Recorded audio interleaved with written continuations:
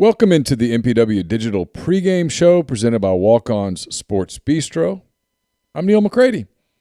Number 12, Ole Miss is home again Saturday afternoon for another Southeastern Conference showdown. The Rebels now 5-1 overall, 2-1 in the SEC after a wild 31-26 win over Tennessee.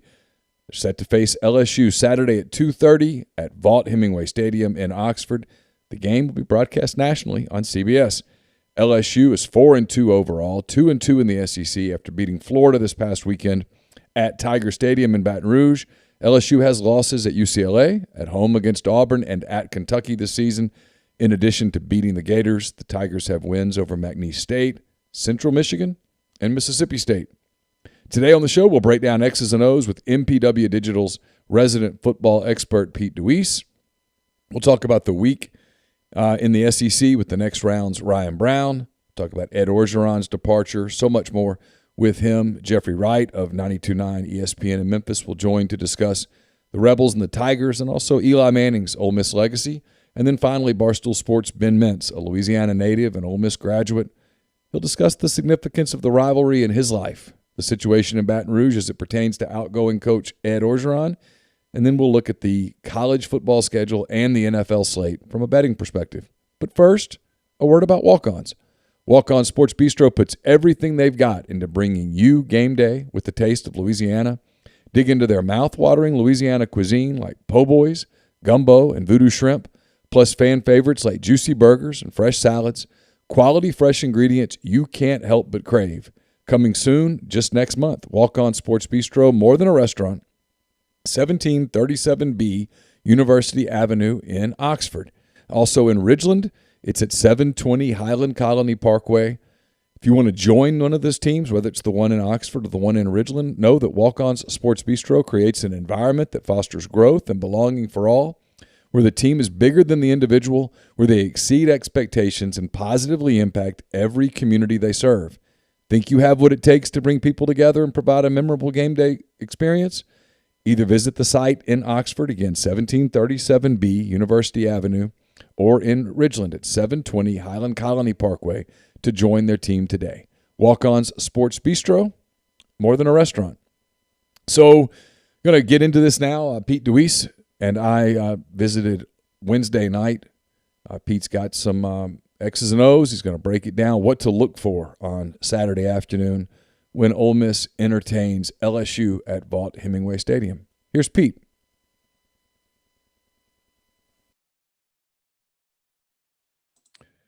Pete, it's always good to have you with us here as we get ready for yet another game. We're in the second half of the season, which is kind of hard to believe, but here we are, week 7 of a 12-game season. Ole Miss at 5-1 after beating Tennessee, 2-1 in the SEC.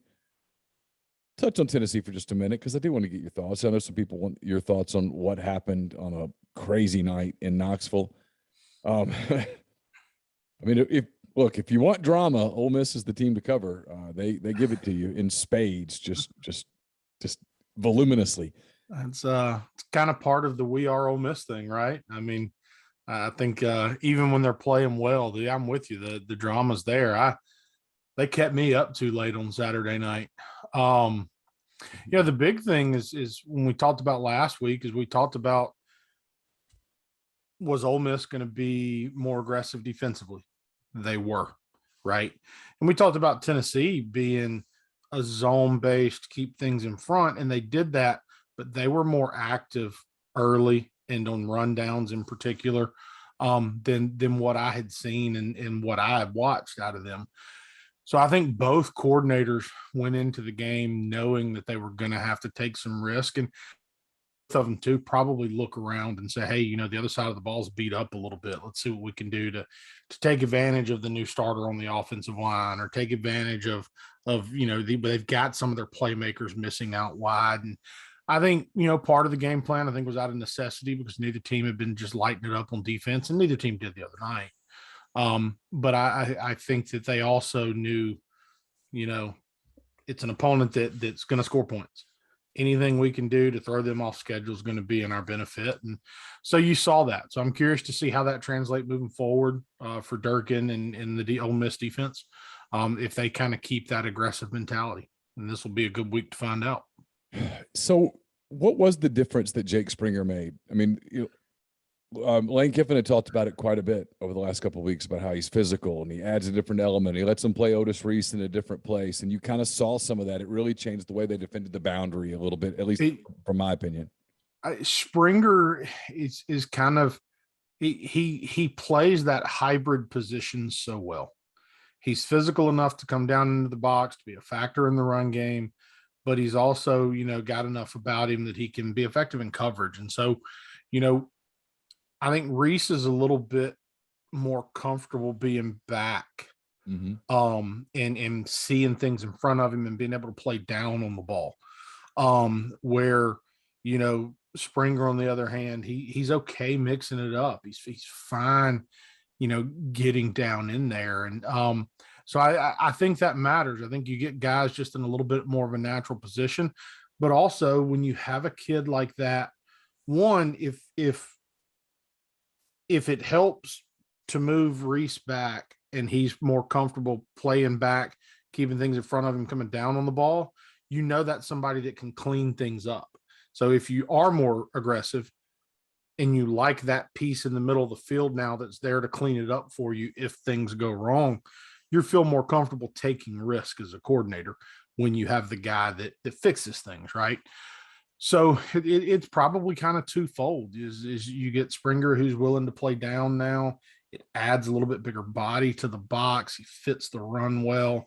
He can get involved in the pressure package. But then at the same time, you now gain a guy back on the back end that is really comfortable cleaning things up for you. So those things, I think, work hand in hand with those two. As we start to transition to LSU, I do want to ask this because this is something I'm sure LSU is asking themselves this week and the part of the week that they're spending preparing for football and not trying to figure out where they're going to go to work next, which is something I'm going to ask you about in a second. You watch Matt Corral run 30 times. Tennessee couldn't stop him, which was a good thing because otherwise Ole Miss loses.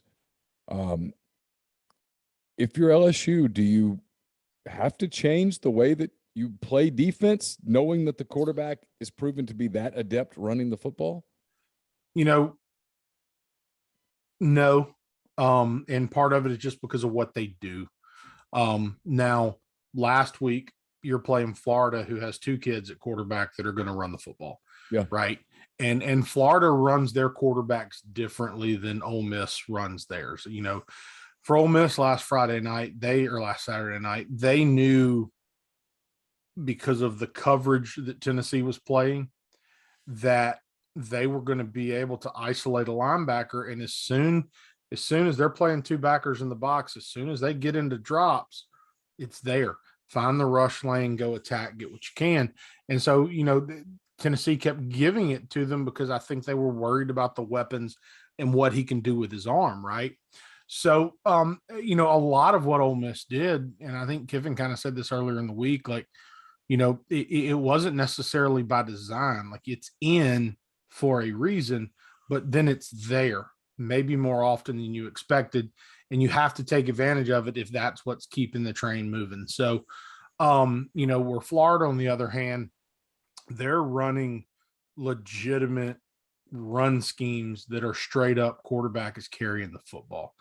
And it did give them some problems last week, but I don't see Ole Miss, while they have a couple of things. And I mean, the draw, it's an ISO draw, the tailback's leading. It's a design quarterback run, but they're not packing it in there and then running quarterback power. Right.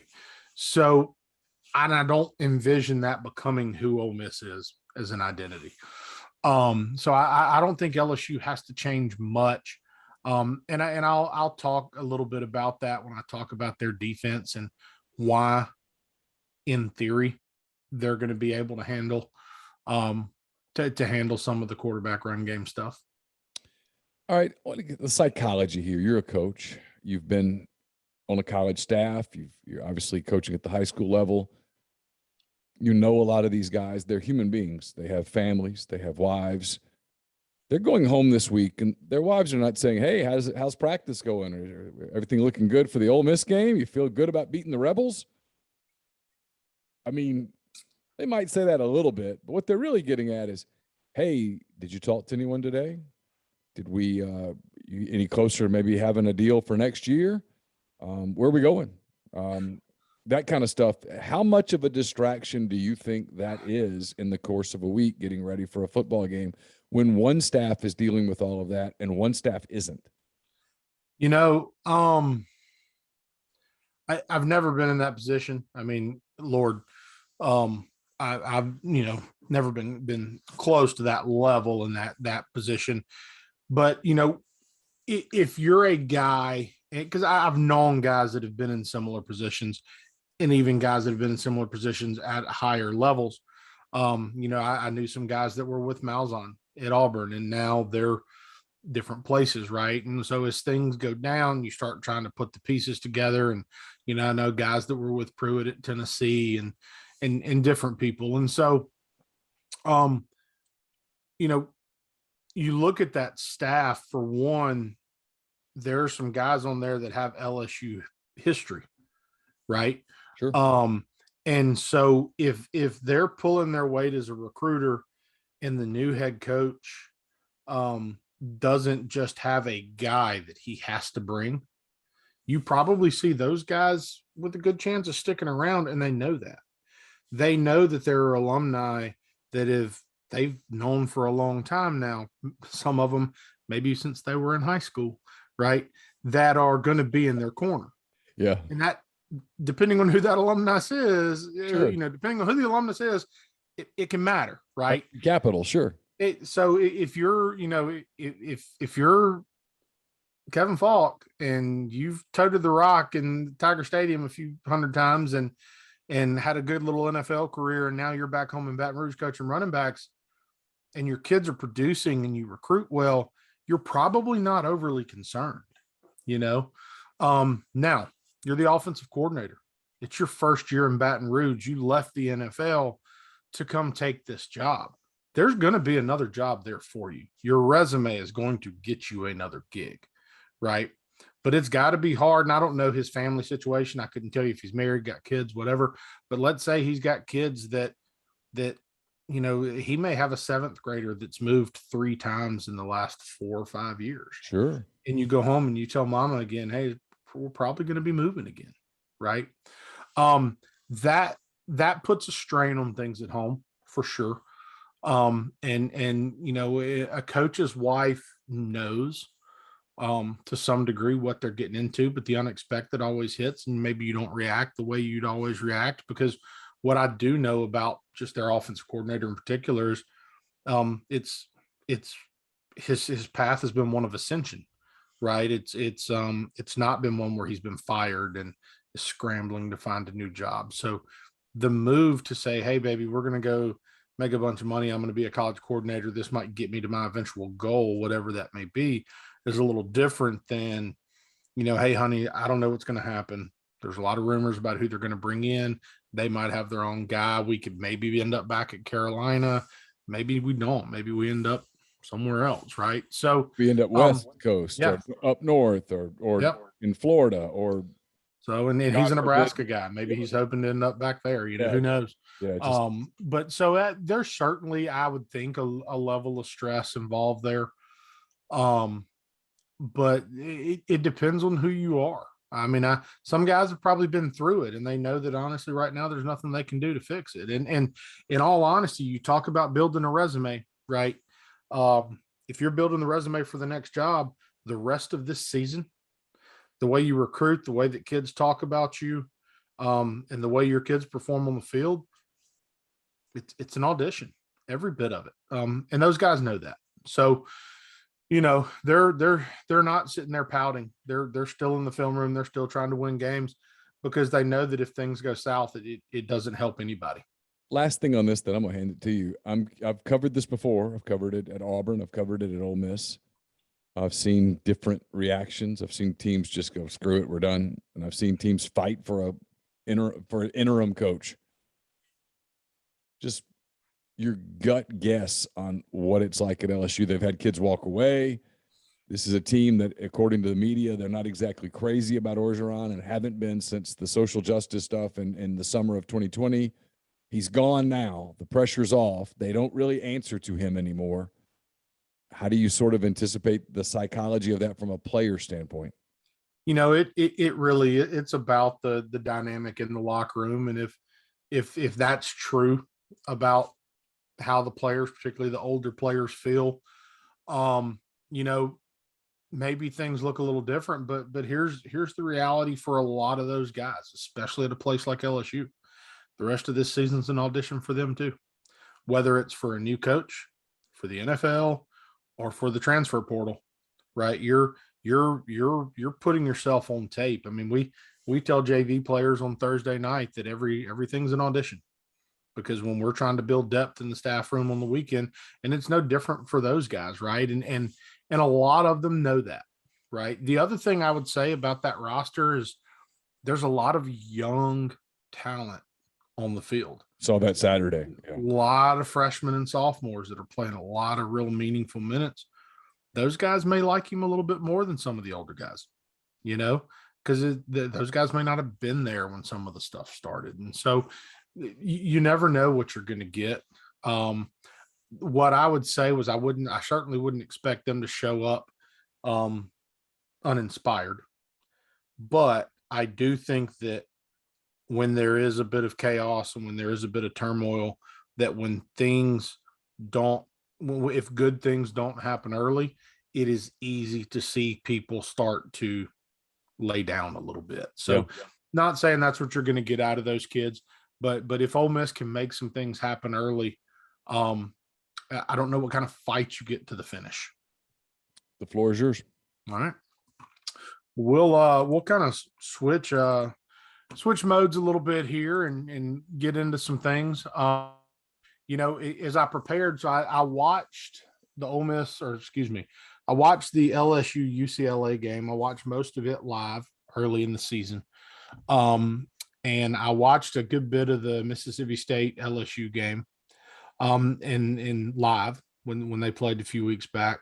And then that's all I'd seen until I had a chance to go back this week and rewatch most of the Florida game. And, I think part of the issue with Orgeron, obviously we've seen the reports about different things going on, but I think part of the issue with his time there in Baton Rouge is there hasn't been a ton of consistency in what they do on either side of the ball.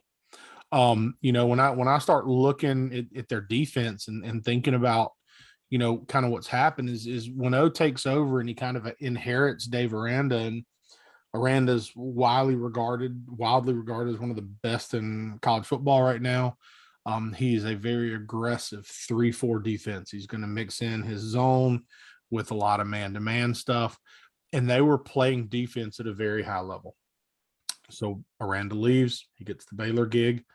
And so O kind of goes back to his roots. When he, for most of his career, whether it was at Miami, at USC, his tenure at Ole Miss, and other places he's been, most of it has been spent as a 4-man front team that adds a safety to the box to get an 8th player involved in the run fit. A lot of cover 3 with some cover 1 behind it. Very similar to what the Seahawks kind of became known for a long time under Pete Carroll, who obviously is somebody that Orgeron spent a lot of time working with. And so he goes to Bo Pelini, who has the same type of background as a 4-man front defense, going to bring pressure, going to add an 8th guy to the fit and do a lot of different things. And they come out with this plan to play all this stuff in the first game out the gate. They go Mississippi State, who sets a new passing record with Mike Leach, and spent the rest of the year trying to settle in and kind of figure out who they were. So he goes back to the NFL, brings in another defensive coordinator now, again, trying to match the style of play that Orgeron is accustomed to, right? So when you go from a few years of recruiting for the Aranda defense, and then suddenly you try to flip the roster, Ed Orgeron is never going to have a problem recruiting elite defensive linemen. It's who he is. And so they've certainly got good ones on campus now, but you go from that 3-4 mold into the 4-2, 4-3 mold, and it's kind of taken them a while to get back. And even now when you watch them, what you see is probably a little bit closer to what he is comfortable being. But there was some evolution in kind of who they've had to become. And even right now, defensively, you look at what they did against UCLA. You look at the Florida game last week. I mean, the offense was not the problem for Florida, you know. So they're a defense that they're beat up. I mean, they're missing one of the best corners in the country, and they're missing some really good players. There's still good talent on the field. They're just young, and then they're a defense that they're not, you know, they're not playing well together all the time. But when you watch them, they're long and athletic. I mean, they've got DBs that are 6'3" with long arms, kids that can really run. But you know, their youth shows up both ways, and what I mean by that is you will watch a young guy make a mistake that will cost them big yardage, chunk plays, points, whatever the case may be. And then 2 plays later, you watch a freshman or sophomore make a huge play. And so the talent, somebody is going to inherit a roster that has a ton of young talent, especially on the defensive side of the football. And they're going to really have some fun toys to play with. Right now, they're going through the growing pains, and you're seeing these young guys make some mistakes, right? You know, in my mind, the Ole Miss injury report is worse than LSU's injury report. I know you're missing Stingley, right? And I know you're missing some of these guys, but the number of playmakers that have come off the field for Ole Miss right now, both at the line of scrimmage, out wide, you know, how healthy are you in the backfield at every position? There's just a lot of questions to be answered. So, you know, when I look at it, there's some matchups that concern me. You know, there's, like I said, there's good players on that defense, and I kind of highlighted 4, you know, because of production. But, you know, Clark makes them go in a lot of ways at linebacker. He's a very productive player. He's played a lot of snaps. But, you know, you talk about youth, and, you know, BJ Ojolari is from Marietta High School. It's who we played last week. Kid's a sophomore. He's 6 sacks through 7 games, been extremely disruptive as a defensive end. And he's a kid that has the ability to give Ole Miss offensive line a lot of problems. Smith is the nose is a freshman. He's a monster. Stud. I mean, you're looking at 4 sacks from a nose position where he's getting double teamed quite a bit. And he absolutely flashes on film in the run game, in the passing game, and he's only getting better as the season goes on. First round draft pick, and if he's healthy after his junior year, he's an early first round draft pick. Agreed. I mean, I keep watching him in this Florida game, and he just keeps popping. The only game that I wasn't just blown away was really the Mississippi State game. And a lot of that's because of how much they do that just gets the ball out in such a hurry, right? Yep. And then, you know, number 3, they have all these low digit number defensive linemen. You know, means they were elite recruits. That's what that is. Yeah, exactly. They're elite recruits, and it shows up. I mean, you're looking at nearly 14 sacks out of those 3 players right there, and they're defensive linemen. They're not linebackers that you're having to bring and formulate pressure with. You're able to get it with 4, you know, with your down 4. And they do a really good job. If they get you into an obvious passing situation and those kids can pin their ears back, they are a very effective front. And because of their length and athleticism on the back end, and the coverage style that they like to play, they don't give you a lot of quick windows. They force you to hold the ball, and that gives these D linemen a chance to operate. And they're really freaking good when they do. Now, that said, they've given up points. Okay, tons of them. So when you watch them early in the season, you watch them against UCLA, and even watch them last week against Florida, it is a ton of 4-man front. It is a little bit of cover 3, and it is a ton of cover 1. So when we talk about cover 1, okay, for the primary coverages, okay, the number basically indicates how many deep players you have in your coverage shell. So with cover one, they're going to park a safety, typically deep in the middle of the field. He may cheat to the passing strength a little bit. And what they're going to do is they're going to trust and isolate their corners on the outside guys, and they're going to play man-to-man. And with these inside guys, they're going to play an outside leverage technique with the goal that if that player is working anything vertical, I'm going to funnel him to this whole player in the middle of the field. So I'm essentially creating a bracket on anything that wants to operate from hash to hash. Okay. What that allows them to do now, when you can be effective here and play that up aggressive coverage, right? You take away those tight windows. They're going to match up a linebacker on the running back, and that still leaves them a rat player that can now be responsible for the quarterback. So when you see Tennessee playing zone last week and you see Corral getting all these opportunities for draws, they're getting in situations where these guys are playing zone and having to get out into their drops. And as they did, the tailback would sort it out, take first threat. Any offensive lineman that ends up free in protection can sort it out and go find work. And all Corral had to do was simply find the window and now go gain yards. Well, that's not the same when you can effectively play this type of coverage and fully replace a guy responsible for the quarterback. Now, there's flaws in the coverage. There's a reason everybody doesn't do it. There are answers that coaches are going to have, and there's things that you're going to see from Kiffin and Levy to attack just that. Okay. But they have other tricks in their bag. Okay. They came out against Mississippi State and they spent most of the game in what is probably their dime or nickel defense. And it looked much closer to what Ole Miss is doing defensively right now. They played a 3-man front most of the game and played a lot of different zone variations behind it. One of the things they did was they played to cover 3. So now instead of one deep player, they give themselves 3. And now you have outside leverage flat players that are going to, again, funnel these guys into your safeties and into your corners that are working your deep halves now. You add him down where he becomes a curl player. You get a backside curl player, and then you still have a player here in the middle of the field. And in playing a 3-deep coverage like this in pattern matching routes. And so what I mean by that is this. If you split the field in half, this player is going to be lined up typically on the outside shoulder of the receiver.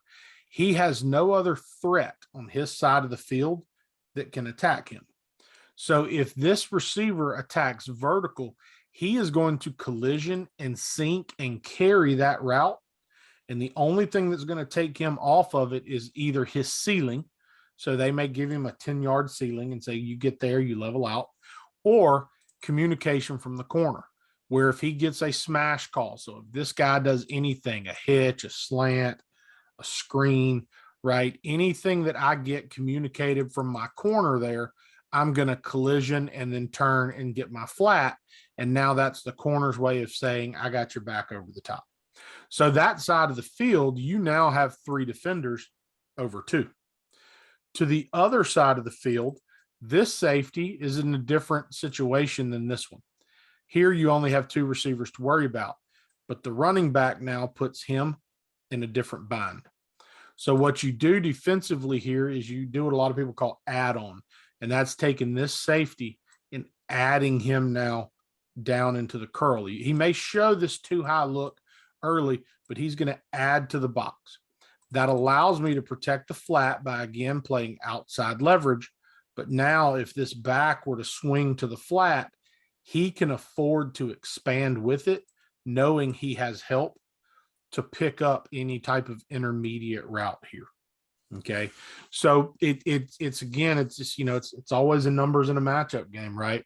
So this is how the defense would gain the advantage, since the offense has 3 potential receivers to the right of the offense. They're going to add him to the fit rotate their safety there, and now that builds them with 4 defenders plus the free safety in the middle of the field to match the numbers. So I'm curious to see if they play more of their cover 3 concepts against Ole Miss, or if they come out and say, you know what, especially if number 2 is not healthy, especially if they're going to try to protect him and maybe not use his legs as much, let's play our cover 1. Let's be really aggressive. Let's let our D-line do the thing that we think they do best. Or are they going to have to play some zone? Because they can play zone from their 3-man from their 4-man front stuff. Anybody can do that. But when they get you into sure passing situations, sometimes adding the extra defensive back obviously gives you different things you can do with your coverage shell.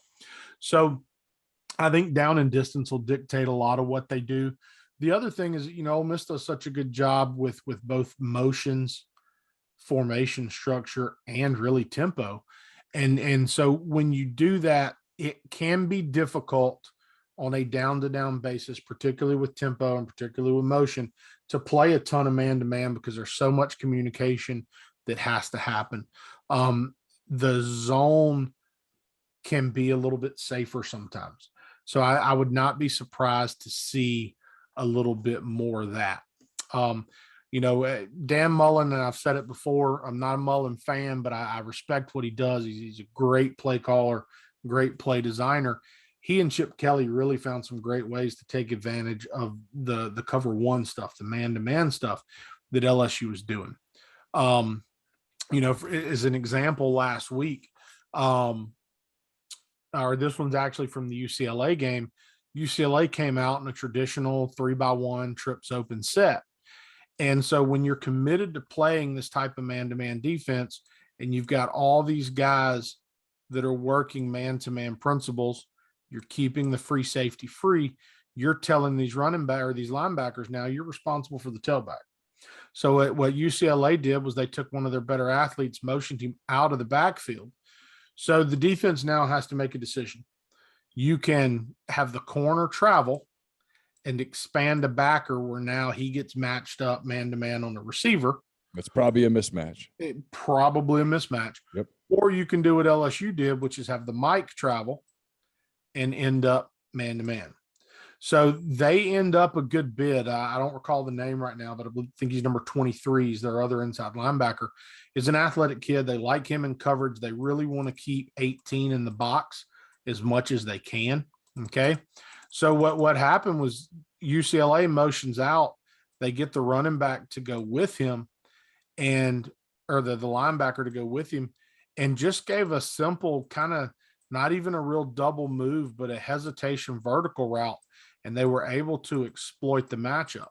So when you're Ole Miss, if you trust your protection and you take some of the weapons that Ole Miss has in the backfield and the way that they've shown they can be route runners and pass catchers, this is the kind of thing that the graduate assistant that's breaking down that UCLA game is probably handing it to Lebby going, hey, Ely can do this, right? And if you're Ole Miss, if you're getting a lot of man-to-man, I think seeing those backs out of the backfield, getting into situations where they can isolate them on a linebacker, I think it's something you're going to see, right? If Ole Miss is healthy, they love seeing man-to-man, right? I mean, that's like if Ole Miss is they wouldn't be able to stand up. Let's put it that way. Listen, if Ole Miss is healthy and they feel at all like they can handle the rush, they are going to love man-to-man coverage because somewhere you're going to find a mismatch, right? And they do a great job of creating it. And their ability to move Drummond around and move Sanders around and put those guys in different places on the field is really important for who they are and their success. Similar idea, Dan Mullen probably watched the same thing and went, hey, I can do what Chip did, but I'm going to do it one better, okay? So Dan comes out and jumps in this little unbalanced set, okay? And I remember watching this play live. I didn't watch a ton of that game live, but I remember watching this play. And before the motion back motion, I was like, that's an illegal formation. What are you doing? And then as soon as the motion back started moving, I was like, oh, you sneaky bastard. So they get them, and what they're looking for is what do they do with the corner? Does the corner stay backside? If he does, it's probably some type of zone, and the quarterback is given something over here to accommodate the zone, right? But as soon as they saw the corner travel, and you ended up, and I don't know exactly where the corner was. It wasn't coach's film. It was CBS muted because muted. But sorry, drives me nuts. But so the corner traveled. Well, as soon as the corner traveled, they motion this back out and get him onto the line of scrimmage. Well, what has to happen again? Either he has to come out of the middle of the field, which leaves him vulnerable, or a backer has to travel again. So again, you've created a mismatch where if you have the right guy and you've got the right scheme and the right plan for these dudes, you've really got some interesting things you can do. Now, because they were, really committed to playing their man-to-man here, he's man-to-man, and these guys are playing a lot of different techniques, and Mullen does a great job of forcing you into some of these games where these guys are probably like he's man-to-man here, and these two defenders are playing an alert where he's going to take anything vertical and outside. He's going to take anything vertical or inside. So as you start to play games with your receivers, if you send him vertical, he has to take him. If he releases here to get him chasing, and this guy can push and then break out, you've out leveraged that man-to-man defender. So there's a lot of different things that you can do. And Ole Miss uses some bunch sets and for that exact reason.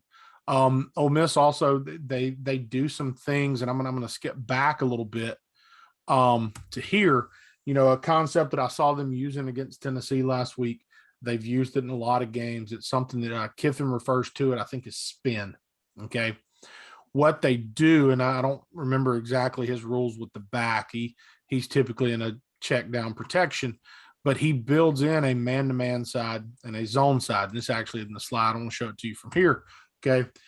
What he's going to do is he's going to take one of his better athletes on this side, and he's going to put him in this slot fade. You're going to try to get this slot receiver matched up man-to-man with a safety or nickelback that's not a Derek Stingley, right? And you're going to put this guy on this outside release hitch. He's going to occupy this corner, and if it's man-to-man and this free safety's in the middle of the field, you get a matchup problem here. If it's not man-to-man, they're going to build in a zone beater. They're going to put the outside guy on a dig route, and they're going to put this guy on what some people call it a pull route, right? He's going to work up, he's going to attack and go step on the toes of that guy. If the guy jumps outside and works immediately to the flat, then I may sit down and expect the ball. And if he's over me and he's playing zone, I'm going to try to literally go step on his toes, and then I'm going to work out. Because now if he is expected to be this curl defender and he chases me to the flat, I've opened up this window, hopefully before the backer can get there. So it's a real simple concept that has a zone side and a man side. Kiffin ran this a ton at FAU. It was one that they really like on third down because when you don't know what you're going to get, it gives you an answer for each thing, right? So I would expect to see that spin concept a good bit against LSU, particularly early in the game, because if you're expecting one-on-one, you get the matchup you like, you can create that. But if you start getting zone coverage and they start playing some of the zone stuff like they did against Mississippi State and some of the other games, you still have a safe answer. So I think between motioning the back out and between, some of the simple man beaters that they already have in place, I think you'll see them attack that man-to-man defense if that's how LSU wants to play in a few different ways. Okay. Another one that I just, wanted to show you real quick is, and this is one we talked about coming out of the Louisville game. We haven't seen it as much since then, but we've seen it some. I think we hit it once last week, actually, where Ole Miss, especially off of motion, where they're showing that jet sweep look, how they will put two guys in some type of a vertical concept and then trail them with a back. Well, if you're trying to play man-to-man against a team that's going to motion, you have to have a plan for how does the motion affect your coverage? Because you 100% have to have somebody that can build a wall and be your force player, right? You have to have an edge, as people say. Okay. So, you can have your end be upfield to be the edge and force the quarterback run game right there. Okay. But that doesn't necessarily fix coverage issues and still has its flaws. So if you can get them into this man-to-man and attack them with this jet sweep motion, you're going to find some answers about, okay, how are they going to play the jet? How is the coverage affected by it? And if they want to stay in the man-to-man and you start working these type of concepts, one, you create a little bit of a rub, whereas the Z works inside, he might potentially pick the strong safety. And if the corner doesn't fall off, you get an open shot on the little wheel route right there. But then you also now get this linebacker having to try and play through traffic and, oh, by the way, be a run player at the same time, that has to now be responsible for that tailback. So, I think you'll see some of that stuff early from Ole Miss, again, to try and decipher what are we getting from a coverage standpoint. And when you're a team that uses jet sweep and does things like that, how teams choose to handle you from a coverage standpoint, and understand how it affects they can handle you from a run standpoint. And there's answers built in. So, the matchup, as always, if Ole Miss doesn't have all their guys on the outside, they're going to be hard pressed to really just have a ton of matchups, so they're going to have to do some things with motion and with bunch formations to get some guys open at times. And then, the matchup up front, because the depth of that D-line and the athleticism of that D-line is very impressive. From an offensive standpoint, we talked about Orgeron's kind of path defensively and what it took for them to get where they are. It's kind of been the same offensively. They get there and you're working the 2-coordinator deal for a while, and you strike gold with Joe Brady, but you also strike gold in the quarterback you have and the receivers you have around him and the running back and so many players on the field. And then Brady leaves. Cincinnati Bengals, and you see how good those guys were. Oh man, I've still got a few of those games of that team that year that I go back and watch every now and again to just look at how they were running some of their concepts. And they were so well versed in what they did because they didn't do a ton. They were really freaking good at what they did and adjusting. And I mean, man, they were scary.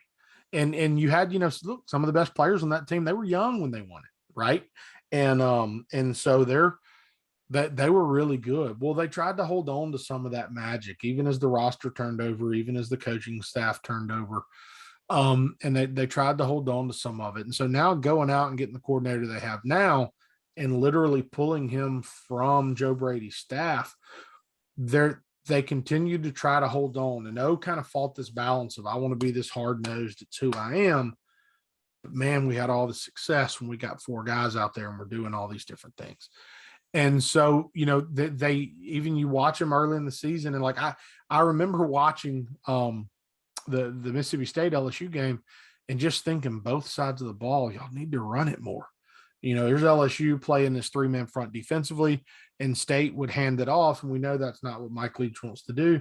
And you're looking 4 or 5 yards a clip. And it's like, just keep doing that, And then you look at LSU and Mississippi State is not a bad defensive front. And they're running at them and they're getting yards. And then all of a sudden they start trying to be cute in the passing game and things would stall out a little bit. And it's like, I'm watching that, just both of them, like, y'all need to run the ball. Well, last week, LSU kind of found, I think, their identity, they've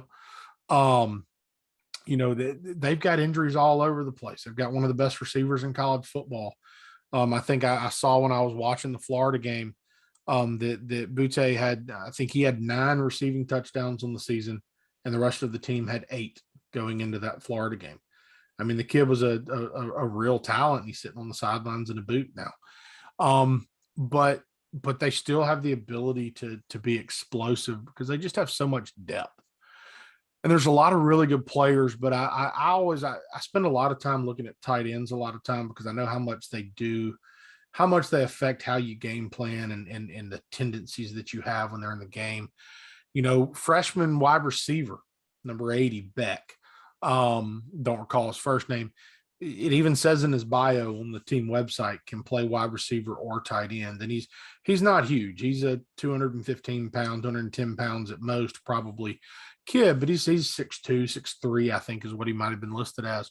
So he has the ability to mix it up a little bit, but is probably a little bit more of a wide receiver by trade. And so, I'm not going to say he's Evan Ingram, but think about that type of body style as an Ole Miss fan, a kid that's willing to get it dirty, but really excels kind of out in space. So when you see 80 in the game, a lot of what they're doing is getting him out, getting him involved in the passing game. And he's only got one touchdown catch on the season. But when he's there, they're using him to stretch the defense and create some different things for some of the other receivers. When 82 is in the game, he's more of a true tight end. Still not a huge kid. I think he was like 6'2", 235, something like that. That's what they list him as on the program or online. But he's more of the physical, hit you in the mouth. And then he gets out in routes and they'll throw him the football. I mean, they're certainly not afraid to. But when 82 is off the field and 80 is in the game, I would think that the probability of pass goes up quite a bit. So when you're Ole Miss and you're looking and building your scouting report, those are the things that you're identifying. And so as a fan, when you're watching the game, who's the tight end? Is it 80? Okay, probably thinking pass right here, right? If 82 is in the game, he's more physical. They're going to get him more involved in the run game. And what worries me probably most about what LSU may try to do is 72 Dellinger as a freshman offensive lineman that they used as a second tight end to get bid against Florida. They would put him in there as an extra tight end, put 82 right behind him or right next to him, and suddenly create these kind of unbalanced, or really not even unbalanced surfaces, but create a stronger surface. We talked about going into the Alabama game about how they had an extra offensive lineman that wore a tight end number, right, and had two numbers on the roster, and how they would put them out there together and create these extra gaps and do these different things. And it was a factor. It wasn't the only factor, but it was a factor in the Alabama game. They were able to mash and lean on them a little bit. So I would not be shocked after the success that they've had the last couple of weeks running the football to see 72 and 82 out there together a little bit. And, talk about finding an identity. Davis Price, the tailback, in the last two games, 58 carries, 434 yards, 5 touchdowns, greatly outweighing what he did prior to that Kentucky game, And so you look at the success they have found feeding him the ball, and you're talking about a 220-pound running back that is going to lean on the Ole Miss defense, a thin Ole Miss defense. And there are certainly some potential problems there. Just kind of quickly, some of the things that you'll see out of LSU is Ole Miss is going to have to 7.48 yards per carry in those two games. That's turns out that's pretty good. Yeah. So last time I checked, how they attack you, and they'll do it a lot of different ways. They'll attack you with zone, they'll attack you with man-to-man. One of the things I'm curious to see is what front Ole Miss leans on as far as how they shade the defensive lineman. Okay. This is typically known as an under front, okay, or a version of it where they've got this end here outside the tackle. You shade the nose strong, you put a B gap defender on the weak side, and then you have your outside, your C gap defender. Okay. If this is how Ole Miss chooses to play them, they have a couple things that they'll do. They will run zone, just like everybody in America does, and they will have him dig out this end. It's not that big of a problem. They'll run counter back the other way where they'll double team here, block back here, pull him for the wheel, and now force you to get a secondary player involved in the run fit. Okay. If this is how Ole Miss chooses to play them, they're comfortable with that as an offense. It's a common front. There's not a lot. Ole Miss can move some bodies and do some different things, but they have their plan of attack. If Ole Miss comes out and plays what's known as a tight front, which they played a decent amount against Tennessee, and is kind of where they spend a lot of time against Louisville, is now instead of having this end out here, you move him inside to a 4-eye where he's a B gap defender. The nose likely is more head up now, and you still have the same type presentation on the weak side. And this is where you see Ole Miss really playing, where they now let these linebackers flow and get over the top of things, which is where they want to be with those linebackers. Okay. So LSU broke out a scheme last week against Florida because they knew they were going to get a lot of 3 techniques or 4 eyes against Florida. So they went back to kind of a triple option route. Okay. And they combined it with the modern RPO. So they ran a version of midline. Okay. A version that maybe not make Paul Johnson proud, but it's nonetheless, it's a version of midline, right? Like a lot of triple option teams run. So what they did to the play side was they showed the same zone scheme that they've been running. And then here on the perimeter, they blocked, they sent him to the flat, and then they sent him here for anybody that scrapes. So as the running back gets into the run game here, the quarterback is going to read this end. If he squeezes, when I get on the edge now, I have a offensive tackle out in front of me, okay? And if I get any threat here, I have a flat player that I can just whip it out there to, right? If that end does not squeeze, if he steps upfield or steps at me, I hand it off to the back, and we now have the numbers advantage in the box to try and get some solid yards, okay? If Ole Miss, chooses to use this type of front, they can still run other things. But I think if we start giving them 4 eyes, one thing about the quarterback, Johnson, really, if you remember his dad never looked like a guy that could move and then somehow he'd make a play with his feet. The kid can move. He's not a kid you want to do this with all the time, but he is good enough with his feet and can threaten you enough with his feet that you have to have a plan for him if they want to play this type of option game.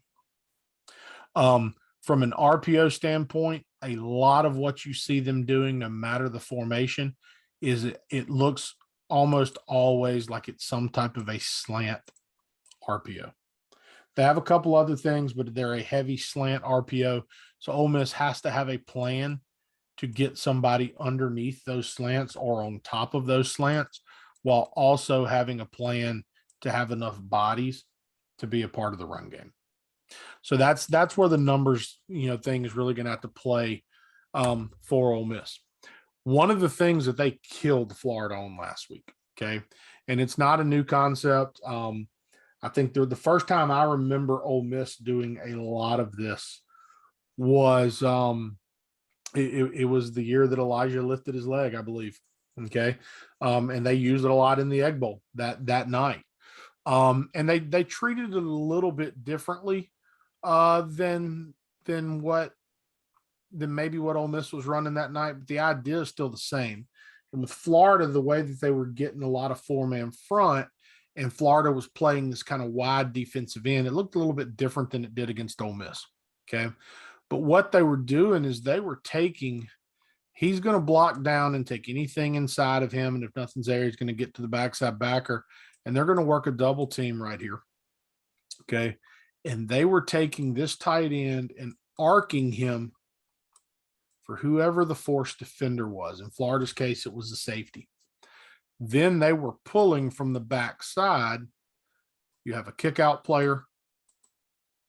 You have a player pulling for the linebacker, and you have a quarterback that still has the ability to read the backside in the run game.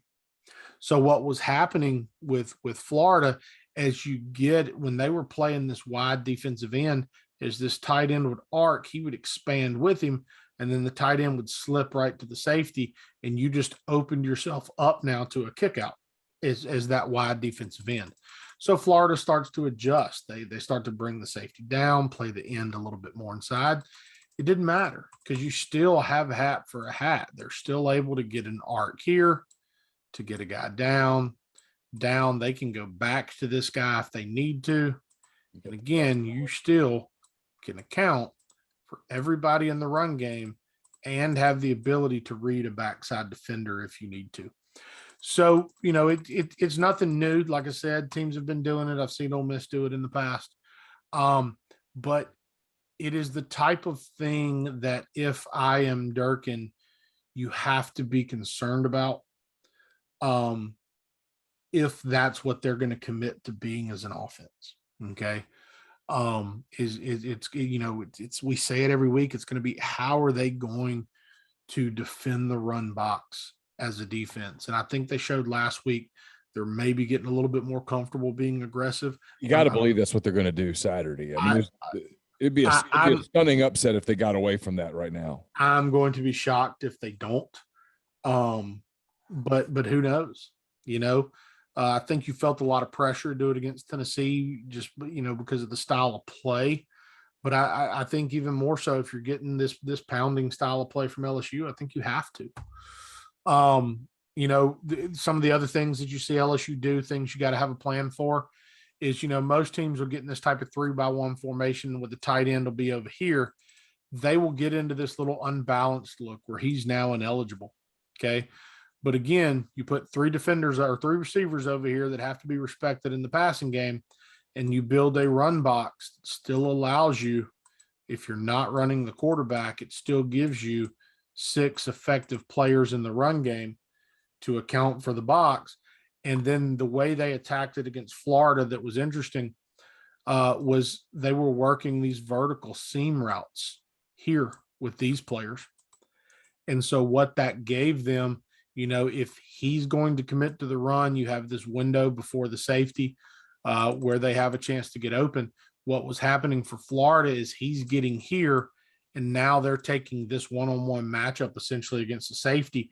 And some of the subtlety you see in Johnson, the quarterback's game, is there's one particular play against Florida that goes for a big chunk. I think it was a touchdown where the center gets beat and is in the lap of the quarterback, and he just takes a real subtle one step back, one step over, regains his posture, and rips a ball down the seam, and it couldn't have been thrown any better. And so, there's a challenge already for Ole Miss to get him off his spot in the passing game if they can get him into 3rd and long, because he's a kid that can spin the football and place it around the park a little bit. Yeah, Ole Miss saw that last year. They certainly did, And then the last thing really is stuff like this. And we've talked about these types of formations just about every week, but this is where you see them getting 2 tight ends on the field and creating extra gaps, and trying to force you almost really to overload things and isolate and play man-to-man. And then this is where they have enough talent on the perimeter to take advantage if you're going to play man-to-man. And they have a quarterback that can deal the ball a little bit. So how Ole Miss respond to the multiple tight end sets, how they respond to the unbalanced sets, I think is going to say a lot about how they handle this run game, because I don't see LSU doing anything to get away from this kind of newfound identity, and getting back into being a power football team, because they use a lot of bootleg. Anytime they take the formation, they shrink things down. They use a lot of play action bootleg stuff. That's very much pro style West Coast out of the NFL movements that they're using. So, you already see a lot of that. So as they become more and more run heavy, that stuff just gets better and better. So I think you'll see a lot of that out of them this week. What kind of game do you see? High scoring? I mean, I'm worried about Ole Miss's offense, honestly, this week. And I've had some people ask me why. And I'm like, well, I don't know whether Braylon can play. I'm told he's week to week. I don't know what that means. Saturday morning, I was told last Saturday morning that Braylon was being held together by tape, and you saw that he didn't go much. I know they dropped a couple of touchdown passes that would have changed the game. They had some weird penalties, but there's no Chase Rogers. There's no Jonathan Mingo. This is the second week in a row that Lane Kiffin has essentially publicly challenged Jerry and Ely. And so far, he's not answering that challenge. So I've got concerns about it. I think, and I think everyone knows Corral running 30 times is not sustainable. No. And so you've got to figure this out. And like you, I'm a little worried about them up front. Now it looks like Cedric Melton's going to play a lot, and I like Cedric, but his best football's in front of him. So they've got to have some guys step up. That's going to be a home environment. I think it's going to be packed. It's going to be all that stuff. And, they lit up Arkansas and struggled against Tennessee at times, especially in the second half. But I just, the concern becomes if Ole Miss is not healthy on the perimeter, they can become one-dimensional. And if they become one-dimensional, I don't know if they're good enough to be continually successful. Because they don't play with the same bodies that a lot of teams play with. From a tight end position that we've talked about every week, the depth up front. I mean, there's just a lot of things. I worry about the physicality of this game, and a lot of that. Ole Miss can answer a lot of physicality questions when they're healthy on the perimeter because they can get into their bag a little bit, right? But I don't know what that looks like if you're not healthy on the perimeter. I've had two people today tell me, hey, it just depends on Braylon. Can Braylon go? Because Braylon can take the top off of the defense. He can stop you from being able to bracket Drummond. Yep. LSU wants to play man. That's who they are. They're going to play man. So yes. If you have advantages there, you can take advantage of those. And obviously Ole Miss has the best quarterback in the country, and he's been just phenomenal all season. And so, but if you don't have that, you're back to counting on Jacour Pearson, John Rice Plumlee, Casey Kelly, good kids all, but none of those guys, you don't look at those guys and go NFL. No. I think last week, I think Ole Miss, I think they felt good about matchups, even though they weren't going to be 100%. I think the staff is probably sitting in the room this week feeling more pressure to create than just go play. Right. And so, like going back to what I was saying about that LSU team from a few years ago, they had the ability to just go play against almost everybody. There weren't teams that forced them to change much about what they wanted to do. It's, hey, we're lining up like this. You see this condensed split by the single receiver. We do three things. You know it. Stop it. Right. That's not who LSU is anymore, but it's certainly not who Ole Miss is when they don't have all their guys. And so I think, that pressure to create, on paper, you have to like the guys that Ole Miss has creating, right? It just comes down to the execution. Yeah, I have a feeling it's going to be another really close game. I've had people tell me today blowout, and I don't see it, but I don't see it at all. I hope so for the fans. That would be great. That would be a really fun day at Vaught-Hemingway, but I think it's another fourth quarter nail biter and all that stuff. I agree. I mean, look, teams look different from week to week, but you're talking about a Florida team that gave Alabama quite a game, and then Ole Miss and Alabama wasn't quite a game, right? And then this is a team that went to Florida and put it on them. I mean, Florida moved the ball. They scored points. They did things, obviously, and had some success, which they've done against everybody they've played this year, including Alabama.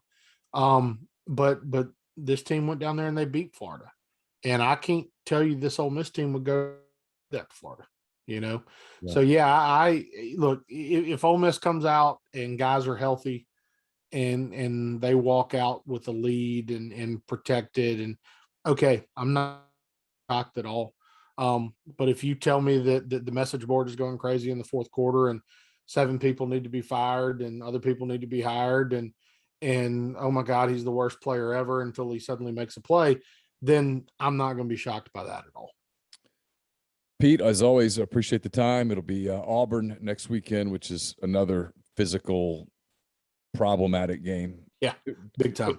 Completely different kind of team, but a potential mess. And Auburn gets the weekend off. They'll be fresh and ready to roll when Ole Miss comes in. So we'll talk about that next week. Enjoy your weekend. Thanks again for the LSU preview, and we'll talk to you soon. Same to you. Take care.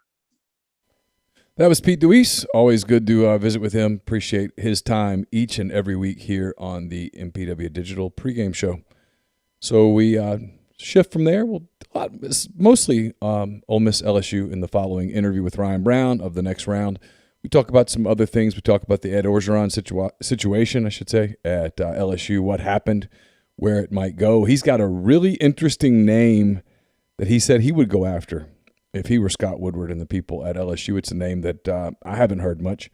It's a name that you guys probably haven't heard either, but makes some sense, the case that he gives for it. So we'll get to that and a lot more here with Ryan Brown of the next round.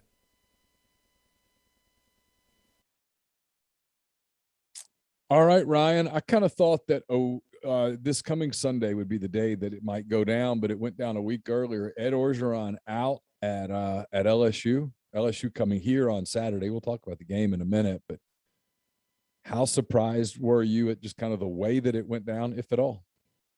Yeah, I was surprised. I mean, I'm not surprised that he's done at LSU. I think you could see that coming. I'm like you. I didn't think it would happen midseason. I didn't think LSU would do one of those, buyouts and let him finish the season. I don't think that's a particularly good idea.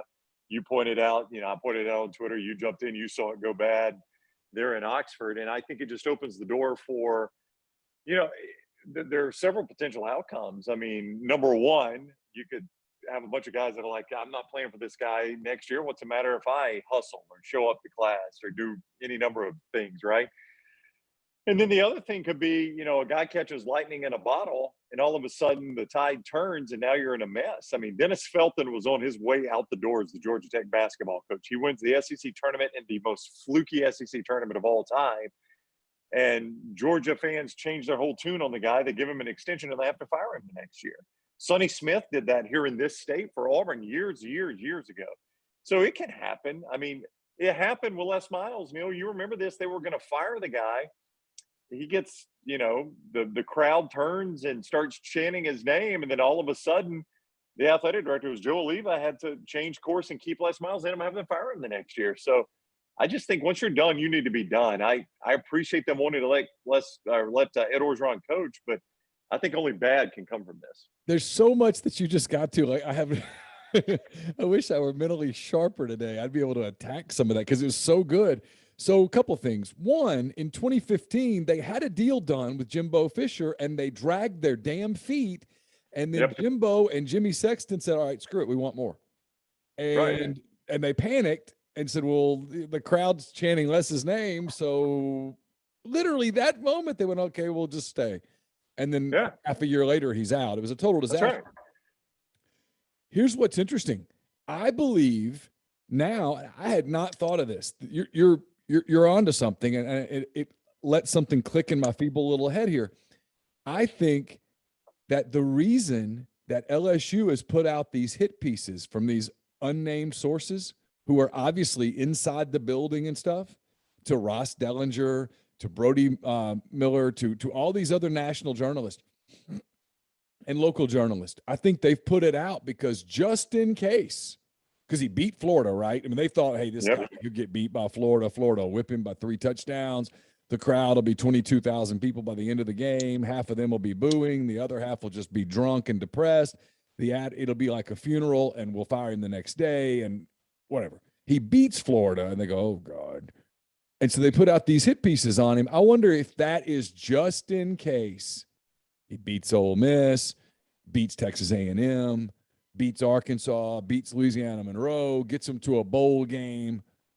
The coaching search gets kind of funky because, hey, coaching searches can get funky. Like Mel Tucker says, hey, you know what, Michigan State? I'll stay for $7 million. And they go, okay. Yeah. Lane Kiffin just goes, I'm going to use this for a little bit of leverage. And Ole Miss goes, we figured you would anyway. Here's the check. and before you know it, you have this convoluted search, and Ed Orgeron's got 9 wins. I think you nailed it. Well, I mean, and I had not thought about the hit pieces, but you're absolutely right. You put enough out there that it's like, hey, even if he even if he goes to Tuscaloosa and beats Alabama and they win out, that we cannot keep this guy. I mean, we can't have a guy pulling up in the service station talking to an important LSU person's wife and basically encouraging them to have an affair with him. We can't have that. That just we can't deal with that kind of thing. So yeah, you're probably right. That was probably the genesis of a lot of the stuff that we have seen come out on Ed Orgeron. And look, I don't think that's going to happen now. I don't think they're going to beat Ole Miss Saturday, though I do think this will be a fun game. I don't think Ole Miss football, Ryan. Ole Miss football games are, I don't know if you've paid attention to the Lane Kiffin era. They win some, they lose some, but they're always must-see TV. I don't disagree with you at all. I was very much looking forward to last Saturday nights. I'm very much looking forward to this one. I think the point spread last time I checked, it was 9.5. I think it'll play inside of that. I think Ole Miss can keep it close and LSU keep it close and Ole Miss will win. He's not going to beat Alabama. I mean, they're not going to go to Tuscaloosa and beat Alabama. I don't see that happening. So this is, he's probably about to take two losses in a row. And the LSU fans are going to say, okay, yeah, that was exciting to beat Florida, but yeah, now we see why we're doing this. So I think that's probably how this is going to play out there. And then you're going to have the other issue.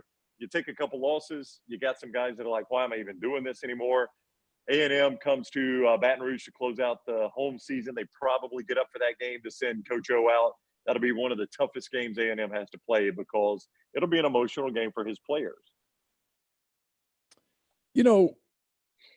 Curious to get your thoughts on this because this is not football related, but it's guy related. I mean, no one will ever accuse me of being the most self-confident guy in the world. But even if I were, I don't know that I would pull up to a gas station, see a woman in yoga pants and say, "You look like you work out a lot." And then when she says back to me, when her response back to me is, I'm married and pregnant. Of the 2,000 possible responses that I would have to I'm married and pregnant, one is not, well, why does that matter? Yeah. That would never, that's revelatory of something. I'm not exactly sure what, but something. Now, if you can, imagine it this way. Hey, you look like you work out. We all work out together. Work out together. And then she says, "Oh, yes, that's very nice, but I am married and pregnant. What does that matter?" Now, now, tell about it, JoJo. Tell about it, JoJo. Now, imagine that you are the head coach at LSU, which means that you are somewhere between first and second on the most recognizable people in the state of Louisiana. And at that moment that she's going to go home and tell the husband, you're not going to believe what just happened to me at Exxon. Yeah. I mean, I don't live in Louisiana. I live in Alabama, and I haven't spent much time in Louisiana. I'm willing to guess it probably in the state of Louisiana, probably goes Drew Brees, and Orgeron might be second. Maybe Sean Payton in front of Orgeron, but I'm willing to say it's probably Drew Brees one. Like if we just are out in the wild in Louisiana with Drew Brees and Ed Orgeron, I think the vast majority of Louisianans know who you're with.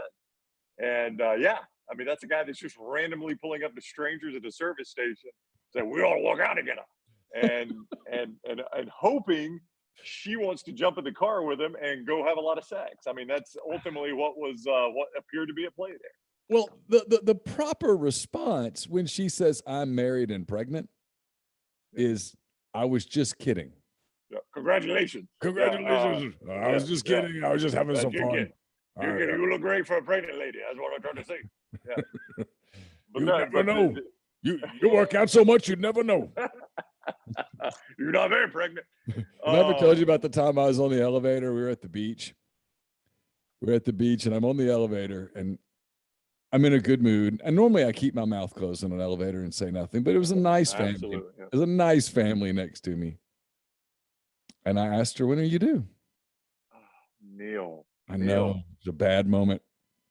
Why would you do that? I don't know, Ryan. It was a moment of weakness. We all have them. I was trying to be nice. Yeah. What'd she say? She said nothing.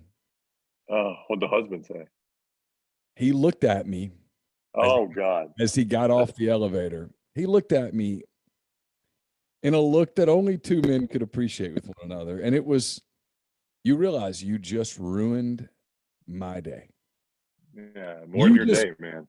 You just ruined my day because now we are going to have the "Do I look that fat?" conversation. Yep. Yeah. Ooh. Wow. Yeah. That's hard to come back from that one now. I was glad we were checking out that day. I would imagine so. Yeah. It was, usually when the beach trip ends, you kind of have a melancholy feeling. On that day, I was glad to pull away from that complex. Let's get in the car and head to Oxford. Yeah, that's where we're going. Somewhere. Yeah. Does the Southwest commercial want to get away? Yes. Oh, God, that is painful, man. I wasn't even there, and I'm cringed just hearing the story. All right, you said you think Ole Miss wins over LSU. I've got the same sort of prediction. I think it's a close game. There are people here that are – it's a big weekend. Eli Manning's having his jersey retired. He's got a nephew that you may have heard of who's going to be here this weekend. They've got – How convenient. Yeah, well, I mean, they've got the Manning name in the end zone, which is, I think, a stroke of absolute brilliance, by the way. They're doing – it's sold out. It's lots of former players coming back in. It's a big day, a big weekend. And so there's a lot of that pre-game. There's a lot of – it's bullish. Yeah. There's a lot of people talking about, hey, we're going to boat race them. We're going to run them out. I'm like, man, I don't know. I mean, y'all look kind of beat up, and they looked pretty good last week running the ball. Now, their defense is abysmal. And if Florida doesn't have 4 turnovers, Florida scores 70 points. Yeah. So how do you sort of see it playing out? Well, normally, I would have really, really liked Ole Miss here, and I may just be reading too much in LSU being able to run the ball, but I just wonder if LSU found a little something in the run game. This, Ole Miss is not particularly adept at stopping the run. That's probably where their defense, at least statistically, has been the weakest. Part of it too, these are intangibles. The reaction of the team when they find out the Coach O news. I think that first game after it has become public, although there's a pretty good chance the team knew it Saturday against Florida, but now it's public. I don't know. I mean, that's a kind of an intangible. I think another intangible is normally when things like what you're talking about happen, where it's a Manning day, right? It's Eli Manning day, and we've got his name in the end zone. There's just something weird about how that affects a team. And that's an intangible. I know those things are often difficult to predict, but I just wonder if maybe all of that is a little bit of a distraction that Ole Miss is just off a little bit. Now, look, for LSU to be in this game, they got to get in a track meet with Ole Miss because you mentioned it. They don't have defense, and they certainly don't have defense that's going to stop Matt Corral. That was, to me, that was as close Saturday night to Johnny Manziel as we have seen in the SEC since Johnny Manziel was there. That's as close as it's gotten to a Johnny Manziel-type performance. If anybody's young enough, they don't remember Johnny Manziel. That was the way he played every game. That was almost every single Johnny Manziel game in his time at Texas A&M. That was such an incredible individual performance by Matt Corral. And I think you've got an emotional game that they played, and you've got a game where, what did they run, Neal? 103 plays, is that right? 102 snaps. Yeah, 102 snaps, and that's got to – and look, a lot of those guys were being – whether you think it was fake or not, there were a lot of Ole Miss players that were going off, because of the dehydration and had to go get fluids and things. So I think a lot of that adds up to tell me this LSU team is going to be a tough out for Ole Miss. I think it's going to be a tough out for the Reds. I still think they win the game. I think all those intangibles that I mentioned combined are going to make it a tough game.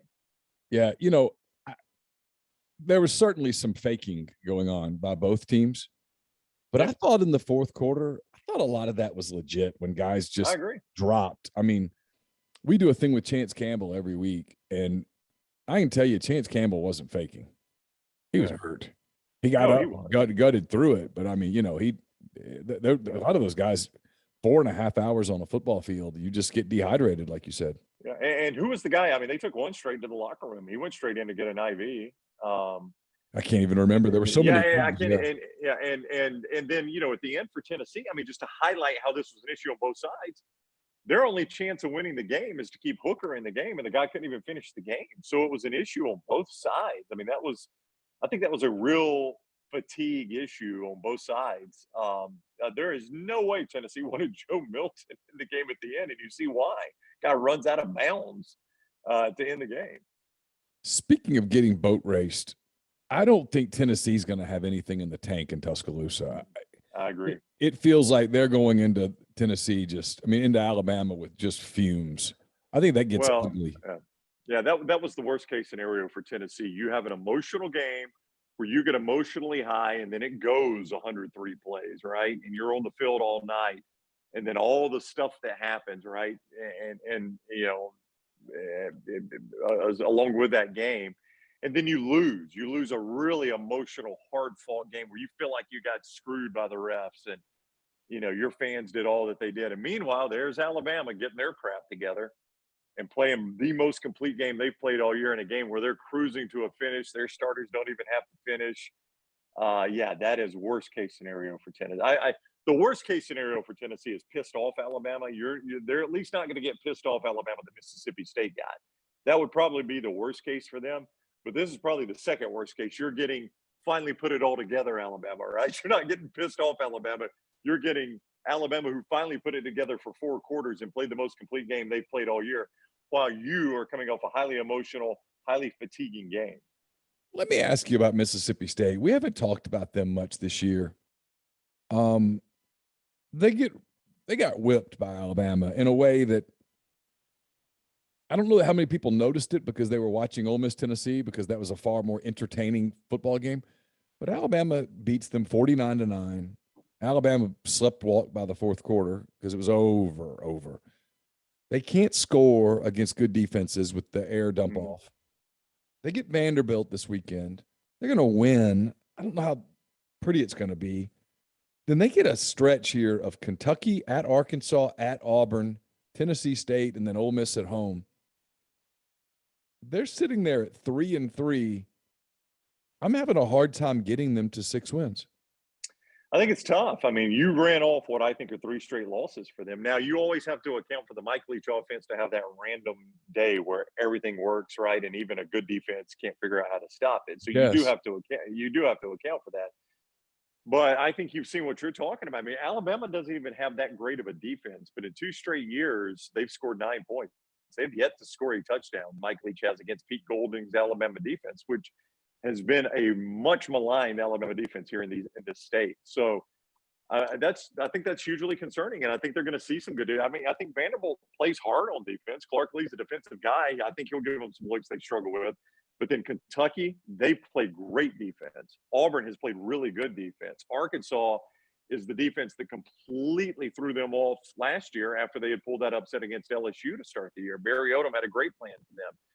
And then you come to Oxford, and I'm like you. I mean, I think Ole Miss could potentially be looking at the rest of Ole Miss's schedule. That could be a 1-loss team, maybe a 2-loss team. I mean, Ole Miss is playing for a lot there. They're potentially playing for a New Year's Six bowl game in that situation. I mean, let that sink in for a minute, right? And you're playing just to get bowl eligible. I mean, maybe they're dangerous in that situation. I don't know, but that feels like a situation where Ole Miss has almost everything to play for, and you've got very little to play for there. Yeah, it could be pretty interesting by the end. I don't. For Ole Miss, I'm worried about. I'm really worried for Ole Miss for next weekend. At Auburn is not tough game. Feels like a bad spot on the schedule. Yeah, I mean, Auburn has played much better of late. Bo Nix has played since Bo Nix got benched, and I think you got to respect this about Bo Nix. Since he's got benched, he played a really good game against LSU where he made some incredible plays to keep his team alive and eventually lead his team to victory. He played against a really good Georgia defense where he didn't have a great statistical game, but if you go back and watch that game, his receivers were awful in that game. They dropped passes they should have caught. The interception he threw bounced off a receiver's hands and ended up being an interception. Bo Nix did not have an awful game against Georgia, though if you look at the numbers, you would say he did. And then he probably had his best start as an Auburn Tiger at Arkansas Saturday. And now they've got a bye week, and they get Ole Miss next. That's a tough game for the Rebels. You're absolutely right, especially if this LSU game is down to the wire, and now Ole Miss has played 2 of those games that go deep and are fatiguing-type games. Meanwhile, Auburn's at home resting. It's a tough spot for Ole Miss next week. I don't think there's any doubt about it. Auburn's playing probably their best football of the season right now. They might have liked another week. They might have been better off without a bye because of how well they've really played 2 of the last 3 games. When Arkansas goes to Auburn next year, should they just make the deal that Auburn will fumble on the first play of the game and you won't call it a fumble and just get it out of the way? It's crazy, isn't it? I mean, the and of all the random games that you've had officiating issues, that wasn't the only call. That was a poorly officiated game, really across the board. Auburn got some bad calls too, but it was overall a poorly officiated game. And I know Ole Miss fans are like, whoa, whoa, whoa, whoa, whoa. You're talking to us about poorly officiated games? I mean, we've seen poorly officiated games up in I mean, I thought the one Ole Miss Tennessee, that was across the board a poorly officiated game, just start to finish, period. You live there in Birmingham? The Yeah. league office is not far from where you are. At some point, I've never been this guy. If anything, people at rebelgrove.com have gotten mad at me for resisting this, okay? At some point, the evidence piles up and you go, well, maybe, and I'm there. Does Auburn get, and I'm not just picking on Auburn here, Alabama's so good that sometimes I kind of understand that that people think that they're getting calls when sometimes I just think they're just so much better than everybody else. But when Auburn gets calls like that one on Saturday in Fayetteville early in the game that would have given Arkansas the football at the 15-yard line, and people go, I don't know, man. I can't help but wonder if there's like an inherent bias. And then the other people, and I'm in this camp for sure, I think the league does have to address officiating. I think they've got to do better. Yeah. Is it possible? Yeah. Is there anything that can be done? Well, I don't know. So two things there. Let me just real quick. I think what you're asking, what's the view in our state on that? Is Auburn fans feel like Alabama is 100% protected by the SEC, that if there is a close call, that it's going to go Alabama. Now, Alabama fans respond to that one of two ways. They either get pissed about it and point back at Auburn getting the calls, or they realize they're trolling Auburn fans and saying, oh, yeah, absolutely, the SEC does protect us. Why would they not protect us? We're Alabama, right? They realize that just pisses Auburn fans off more. But then most Alabama fans feel like Auburn gets all the calls, and Auburn fans feel like they get none of the calls. I mean, Bo Nix even said it. Go back and watch them. I know. Against Georgia, and he said point blank, we don't get those calls. It was in reference to a pass interference, no call right before the half, which to me was a close call. I mean, I think it could have gone either way. I made this point, Neal, on our show this week as we were talking about this. LSU is making a coaching change. Why? Tell me why LSU is making a coaching change. Well, primarily because in the wake of a national championship, they've lost all momentum. That's right. Ed Orgeron is, while he can recruit well, he doesn't. His coordinator hires have been failures. Yep. His program feels one that's out of control. He's not Scott Woodward's guy. I suspect I'm not giving the answer that you want. I think no. You are. But I think there's a ton of things there. Yep. All right. He had the job. Why? Because the guy before him, you could have said the same thing about him, right? Right. USC has made a coaching change midseason. Why? Because Clay Helton didn't work. Why did Clay Helton have the job? Because Steve Sarkisian didn't work. Why did Steve Sarkisian have the job? So you just assume we can go clean out SEC officials, fire all the bad ones, and hire good ones. If that doesn't work in coaching, why do you think it's going to work in officiating? It's a great point. Yeah. So, I mean, I don't know what the answer is. I don't know that there is an easy answer. I agree with you. The officiating, I think, has progressively gotten worse. Now, I'll tell you what else has happened. I think it's more difficult now to officiate the game than it's ever been. It's been playing at a higher speed, being played now at a higher speed than it's ever been played. And we are asking officials now to call more really close judgment calls like targeting than we've ever asked them to call. And we've got 20 million camera angles where we can see when they screw up. So I think it's more difficult now to be an official than it's ever been, but I don't know what the answer is to make it better. I don't know that there is an easy one. I've kept you a long time. Real quick, any of these games strike you as a chance to get interesting? Mississippi State, Vanderbilt, South Carolina, Texas A&M. Am I missing anything? We already talked about Tennessee. I don't think so with Carolina A&M. I thought A&M would struggle a little bit with Mizzou last week, and they stomped them. So, but here's what I'll say: is the reason I thought they would struggle is I thought Calzada would go back to his normal numbers. I jokingly on my show called it my regression to the mean game of the year, and I thought Calzada would regress back to what he was, and in fact he did. But what has plagued Missouri all along is they cannot stop the run. So A&M was just able to run it on them. But South Carolina is really, really bad. They had to go to Zeb Nolan just to beat Vanderbilt, and now Nolan is starting again. So I think A&M runs them. I do think State and Vandy will be a little bit closer than what State fans want, but I still think they'll win the game. I've told you what I think about Ole Miss, LSU. I do think Alabama runs Tennessee. I think it's going to be kind of a blah weekend. I think Ole Miss LSU is definitely the best game in the conference this weekend. Yeah, for sure. It's one of the better games in the country, actually. Yeah, it really is. Though I do think there is a chance. We've talked about on our show, one of my co-hosts, Lance Taylor, who looks at this from very much a point spread perspective. He thinks there's a chance for a lot of blood. I mean, this is a historic anomaly where you've got ranked teams playing unranked teams and they're underdogs. There's two of those type games with Oklahoma State at Iowa State. Oklahoma State, a top 10 team on the road at Iowa State, and they're a touchdown underdog. And then Oregon on the road at UCLA, a top 15 team, and they're an underdog. And I could see the favorite winning both those games. So from a national perspective, I think you can get a little bit of bloodshed this weekend. If Pittsburgh beats Clemson and this Clemson thing falls apart all the way down the whole season, does that lessen Dabo's stock there in your state? I think and I'm in my state. That's interesting. Yeah.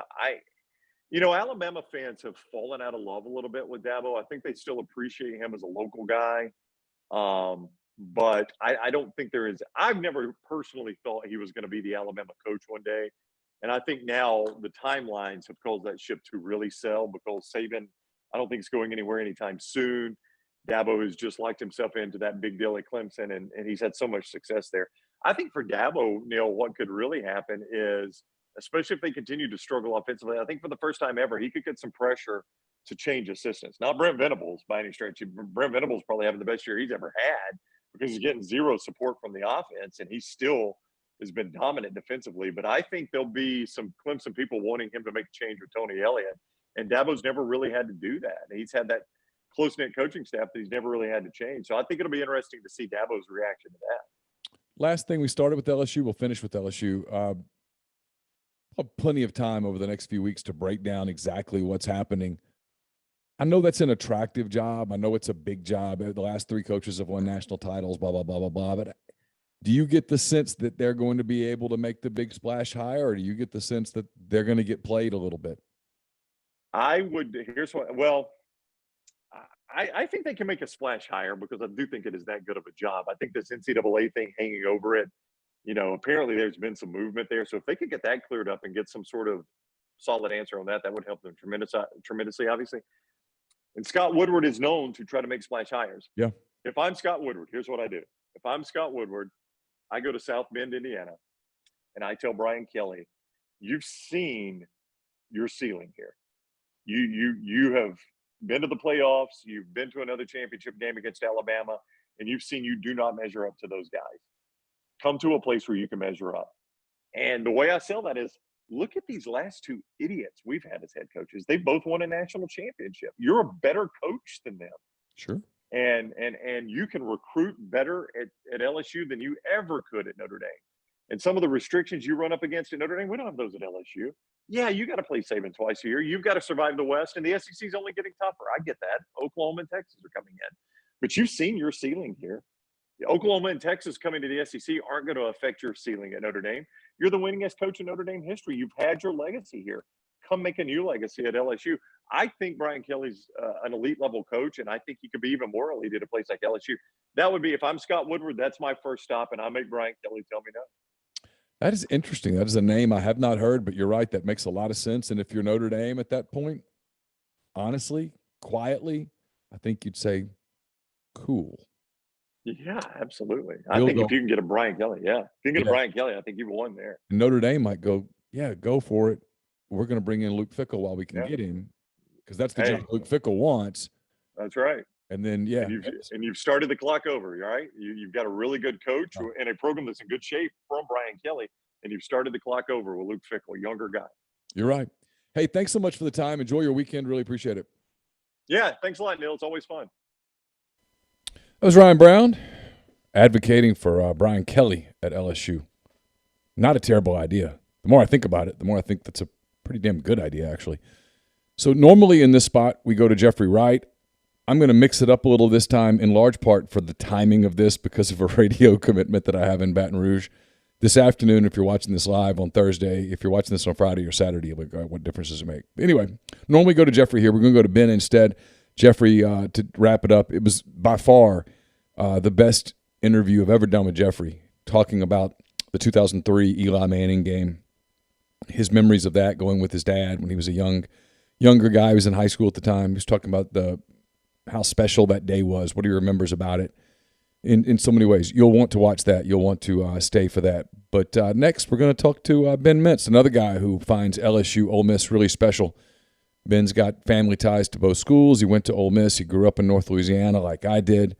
It's a special game for him. He's worked in Louisiana, worked in Baton Rouge. Has a whole lot of friends in both places. He'll be in Oxford this weekend for Ole Miss and LSU, and he talked about that, the college slate, the NFL slate from a betting standpoint, and more. Here's Ben Mintz. Ben, I know this is a special game for you, Ole Miss and LSU. You pretty much make it every year, whether it's in Oxford or Baton Rouge. You're headed down to, as people see this, you probably already be on your way, headed down to Oxford in time for Saturday's meeting between the Rebels and the Tigers. How you been?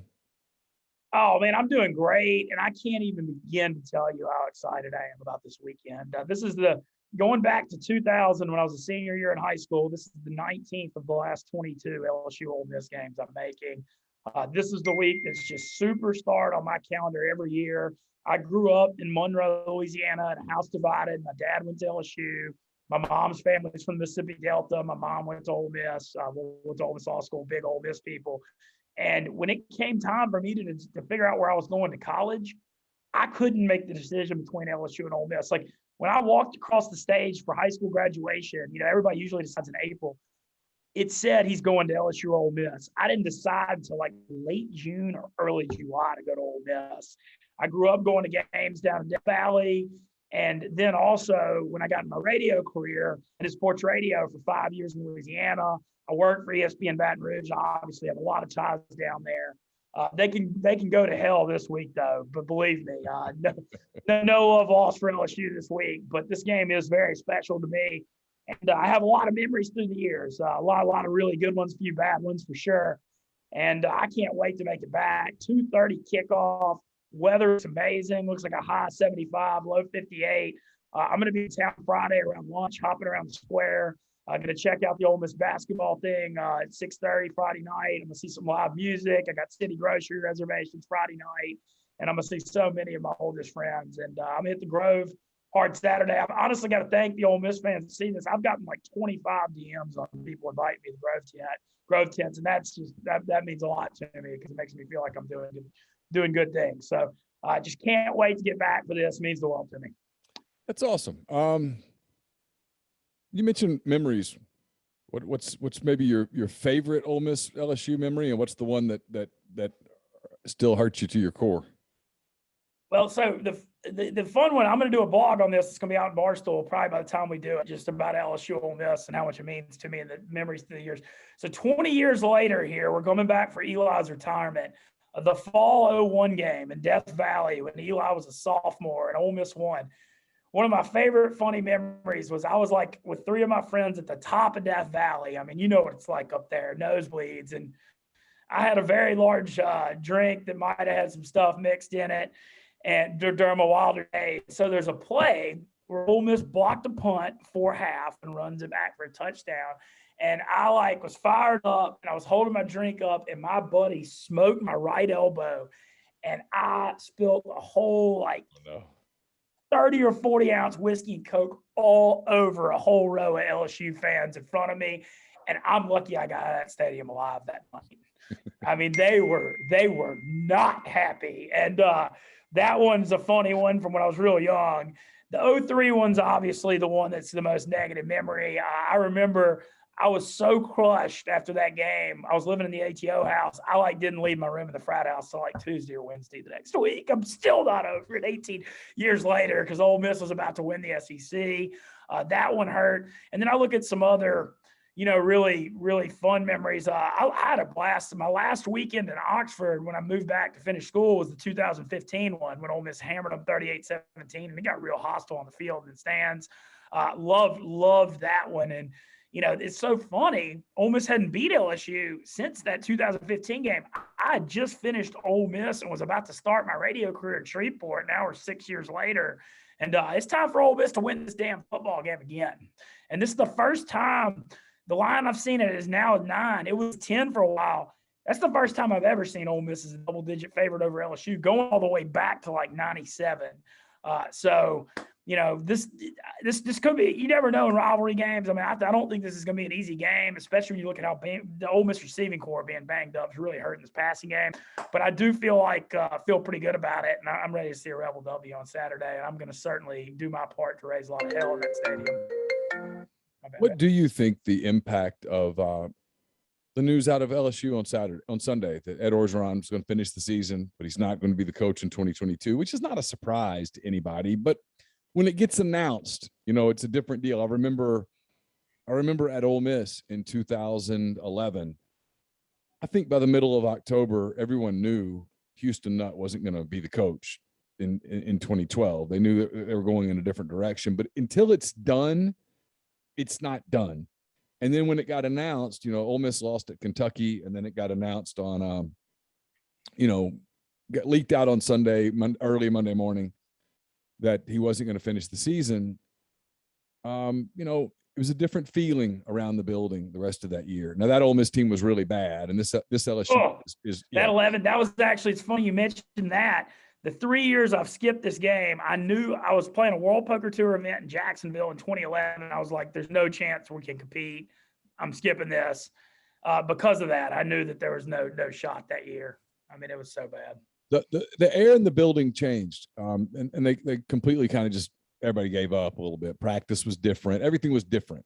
What do you anticipate with LSU? How do you anticipate things changing, if at all, with everybody in that building knowing that, hey, we're a month from change? I think kind of, you look at his career, how well he did in the interim role at USC and the interim role in 16. And I think a lot of that pressure is off in a way. And you saw that, I know it hadn't come out yet during that Florida win last week, but the negotiations were already started. And I mean, I think LSU's going to play hard. I know that, there's, that article came out. It was a very damning article Ross Dillinger wrote about all the, I'm not sure if you got a chance to see that. I have, yeah. About all the off-field stuff and the social justice stuff. And, there's a thing, what happened to O? There's a term, it's a poker world term, but it's called winner's tilt. And it's like, how do you sustain success after you've reached all your dreams? And it got me in the poker world back in my day when I got, built up a 6-figure bankroll. I'm like, oh, I've accomplished everything I've already wanted to. And you lose that drive. Well, O grew up a psycho LSU guy. He led him to a national championship. And it was like he'd accomplished all his dreams. And he didn't have that Nick Saban, Bill Belichick, immediately we're on to the next one, And a lot of people just can't, it's almost like you can get to the top, but dealing with the success and staying hungry is what gets people. And, he got divorced and he started chasing women. And, he also is only as good as his coordinators. And that was the big undoing to me about Coach O. He's not really a defensive coordinator type. His coordinators are going to make or break him. And you look at every hire he made at LSU. Matt Canada, big bust. He inherited Dave Aranda. He got lucky on that. Bo Pelini, huge bust. Scott Linehan, huge bust. Right now, in Jake Peets and Durante Jones, you got 2 rookie coordinators. It's kind of jury's still out. The only one he hit on was Joe Brady, and he hit the all-time grand slam on it. And so when he's 1 for 7 in coordinator hires, you got to move on. Yeah, I think they play hard too. So what did you make of, I guess I do. I think they do. I don't know. The psychology of that is so weird. So I've covered 2 teams that had coaches. That deal happened in the middle of the year. I covered the 98 Auburn team when Terry Bowden quit middle of the way. And then he quit. He went away, and they rallied around Bill Oliver. Then I watched the Ole Miss team just they abandoned ship the rest of the way. In 2011, I'm not sure there's a Power 5 team they could have beaten. I'm not sure there's 10 group of 5 teams they could have beaten at the end of 2011. So I don't know what I expect from LSU. But what did you think of their almost quote new offense end quote that they ran against Florida? A lot of ground game and really gashed the Gators. Yeah, so that's the thing was their offensive line has been horrendous all the way through the first half of the Kentucky game. And then they kind of ran the ball better the second half at Kentucky, even though they got blown out 42-21. And the talk out of LSU, and like I said, I'm really dialed in with that program still because my tie's down there. The talk out of there that last week was like, oh, they figured out the O-line, blah, blah, blah. And I was like, yeah, right. You know, like, have you seen them play? But they came out, and I know Florida is not what they used to be either. But, man, for Davis Price to run 287 yards and break Fournette's record he set in the 16 Ole Miss game, that showed me something, and that's what this game's going to be. Because the biggest thing, we all remember what happened with Kayshon Boutte in Louisiana Rain last year when he set the SEC record over 300 yards. His injury is a just dagger to their hearts for their explosive. He's the only explosive playmaker they have this year. So now LSU's playing in this game. They got to run the ball, keep Corral on the sideline. And then the other side of it, while LSU doesn't have Derek Stingley or Elias Ricks elite corners, this Ole Miss receiving corps situation is not good right now. And you saw it, and that's why we've seen Matt Corral, how much he had to run last week at Tennessee. What, he had 30 carries for 196 yards. We saw how many times he had to use his legs in the Arkansas game. And that is solely because Dontario Drummond's out there, but he's hurt. I think he's playing hard. He doesn't look near as explosive as he did early in the year. We saw Braylon Sanders go down early last week. Mingo's broken foot. And you got guys out there like Pearson and young guys. I mean, Pearson had 2 drops and 2 penalties last week. And so the passing game, these guys are struggling to run routes, know the offense. And so it's tough, And so Corral's having to kind of one-man gang it. I'm really hoping they can get Jared Ely going more in this football game. I think, using him in the passing game and whatever you can do with him, I think is important. Yeah, I thought Lane Kiffin called him out on Monday, challenged him. I mean, flat out challenged Jared Ely. I didn't think there was much subtlety to it. It was need you. I'm also curious to see maybe you get John Rice Plumlee involved more here too. I mean, you have to just out of necessity. Well, the LSU secondary is not good, and they love to play a lot of man coverage. Ole Miss typically eats man coverage alive. It's Lane Kiffin and Jeff Lebby's, I think, kind of dream is that they see LSU in a lot of man, because you can do all sorts of routes and stuff. And when you have a quarterback as good and accurate as Corral, you can pick that stuff apart. But the way to beat LSU this season has been to run the ball at them. I mean, they're not been good against the run particularly, and that's where I'm really interested to see. It's the one matchup that I'm most interested in is Ole Miss's ability to line up and get ahead of the sticks on first and second down, running the football, creating those third and shorts. Lane Kiffin loves to go for it on fourth down. The book tells him to go for it, where it's a third and manageable, where you can take shots and things like that. That's who they are, and they didn't run it all that effectively against Tennessee after they ran it really effectively against Arkansas. So I'm curious to see which of those offensive lines, if you will, sort of shows up Saturday. LSU's also Ali Gay, Andre Anthony, some of their best D linemen are done too. I mean, so you got to feel good about the running the ball, moving the ball at LSU. I mean, to me, it really comes down to Ole Miss should win this game easily if the run defense can hold up. Like LSU, they've got to build on the Davis Price running game. Max Johnson's still a young quarterback, fairly smart guy. He throws the ball. So you look at his mechanics, he throws the ball off his back foot too much. And his ball, he doesn't have that strong an arm. He leaves him hanging up, especially when he's trying to push it down the field. And so he might be able to – he also is having some fumbling problems. So you got to look to hopefully force a turnover or two on defense in this game. But, it's crazy to say going into the series, it's the first time I said Ole Miss is easily the better football team. Look at this LSU team right now. I mean, there isn't a lot to really like. You think about all the talent they usually have, but the most talented guys they got are Boutte, Ricks, and Stingley. They're all out. So, you got to feel good about Ole Miss. Just need to stop the run. And like you said, need to really get the running game going. Also, you kind of never really know what to expect in these LSU Ole Miss games. They all tend to get a little wild. So I'm a little hesitant on laying the 9 or 10 because of that. But I think Ole Miss can win this game. Over-under might be a tad high here because it's 76. The Ole Miss over-under is actually just way inflated this year because of what happened last year, but especially with these receivers out. Like Ole Miss just, the crowd hit so many deep balls, but right now they're not getting those like we're used to. You mentioned being dialed in at LSU, and I know you are. What's kind of there's still a lot of time before something definitive happens, but what is kind of your feel for where the coaching search will ultimately go in Baton Rouge?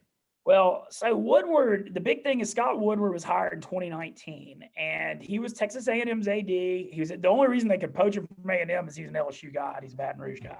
He hired Chris Peterson at Washington, and then he hired Jimbo at A&M. He's going to throw it around here and make a big hire and get his guy. And LSU's got the resources. I mean, they're paying those buyout, which is insane. So you got to think he's going to get his guy. You know, a lot of people have been doing lists, including me. I wrote a blog on it. Mel Tucker's name's real hot at Michigan State. A lot of the so what's interesting to me is one name. A lot of power brokers in Baton Rouge I know really like Napier from Lafayette. And you look at what happened, him turning down Auburn, South Carolina, and Mississippi State, maybe waiting on this. However, if you're an LSU fan, a casual fan, how excited are you going to be about hiring a guy from UL Lafayette, you know? It's not really splashy at this point. Yeah, Bill O'Brien's name's coming up a lot. Because the thing is with LSU, and this is why I know everybody's worried about the Kiffin thing. I don't think they're going to hire Lane, because they've got so much off-field stuff to clean up from Miles and Coach O. I think they really need to go like squeaky clean here. It's funny you say those words. It's funny you say the word squeaky clean. I had someone, we're taping this on Wednesday. I had someone Monday or Tuesday, I think it was Tuesday, say that this is going to have to be a squeaky clean hire.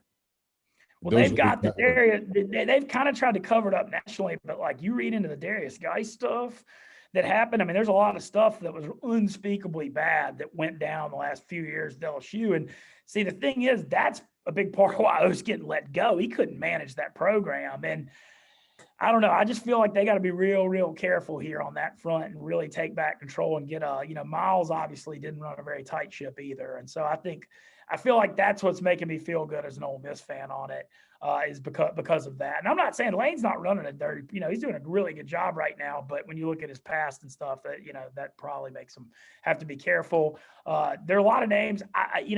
What's interesting, Neal, I wonder if Dave Aranda would even go back to LSU after they basically chose O over him. Because what he's doing at Baylor, Aranda would be a great hire for them. I mean, he's crushing it at Baylor. He's won at LSU. He was there for these great. Those LSU fans didn't know what they had when they had Aranda. I mean, he was such a great defensive coordinator, and they took him for granted. But he would be an obvious fit. A lot of people want Joe Brady, but Brady's not leaving the NFL. He's going to be an NFL head coach sooner rather than later. I agree. So a lot of names floating around, but I don't feel as worried about the Kiffin stuff as they're trying to make us feel. Not a whole lot of other games in the SEC, Ben. There's South Carolina getting 21 at Texas A&M. I think they're going to get trucked in that game. A&M's coming on strong right now. A&M beat them like 49-3 or something in South Carolina last year too. Tennessee getting a whole bunch of points at Alabama. Tennessee got beat up as well in Knoxville last weekend. Alabama looked really good at Mississippi State. You got Mississippi State giving 23 at Vanderbilt, which is a weird. They almost won in South Carolina last week. Yeah.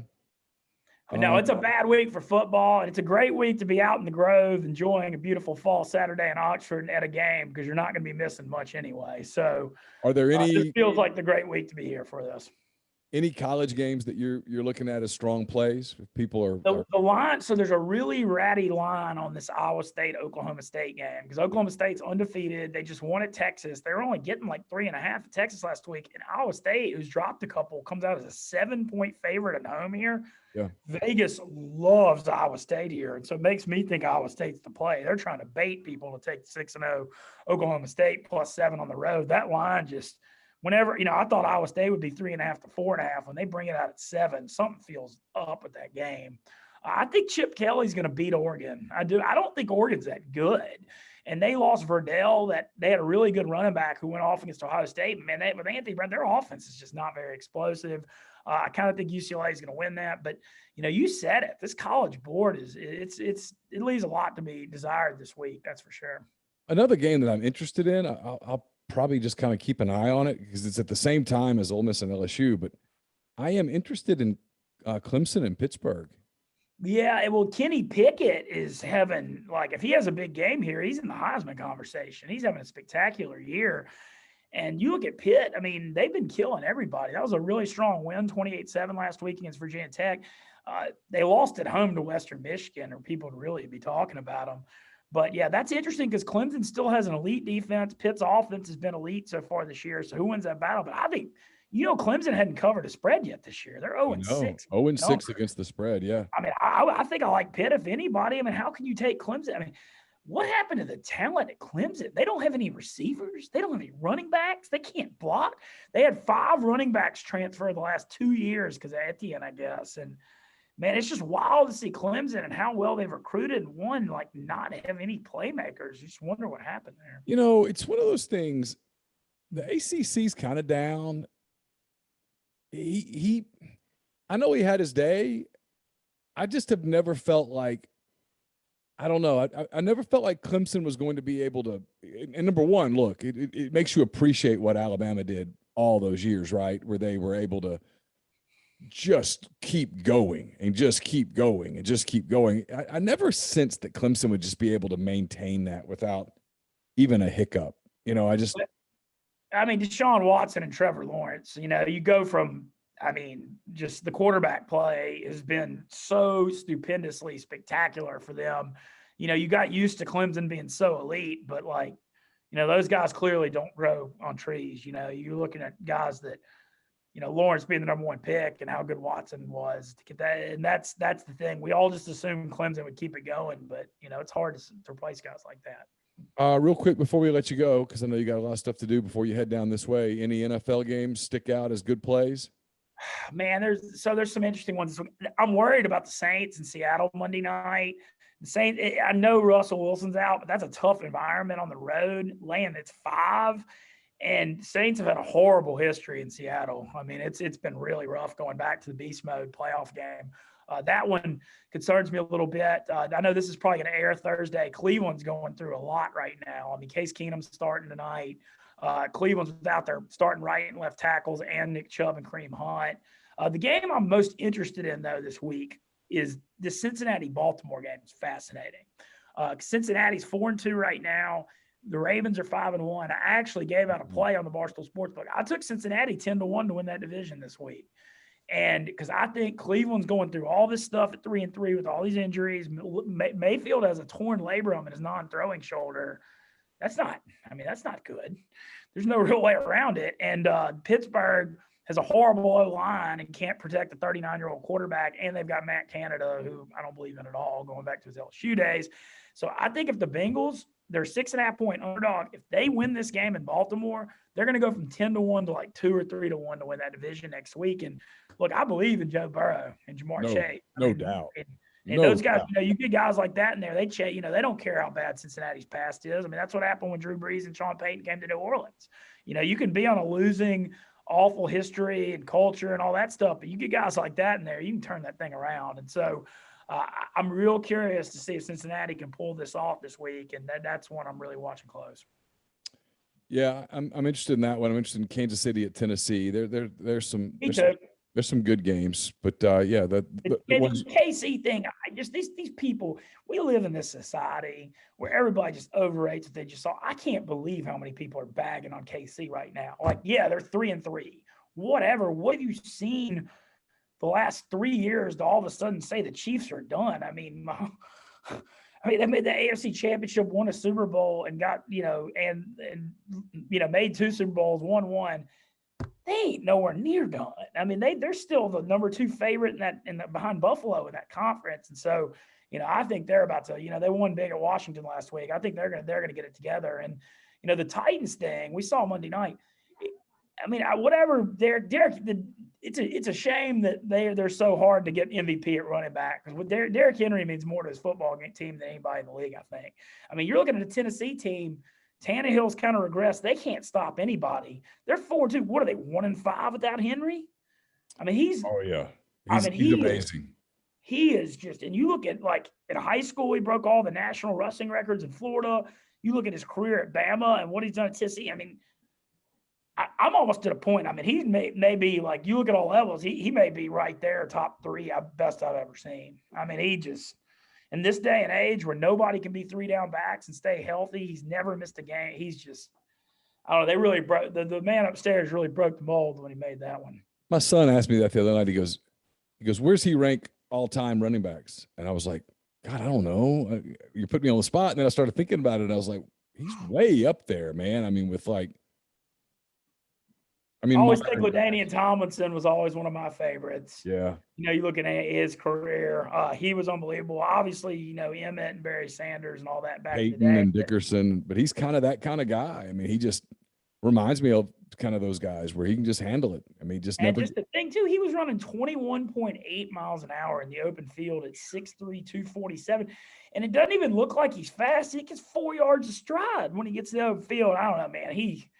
He's really something. So I can't wait to watch that Kansas City Tennessee game. But I think I'm probably going to be on the road. Like my trip for Oxford, I'm going to be there Friday by lunch.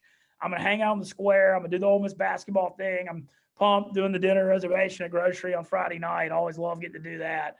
And I'm going to hit the Grove real hard Saturday and do the game and stuff. So it's going to be, man, just so much to look forward to. Can't wait.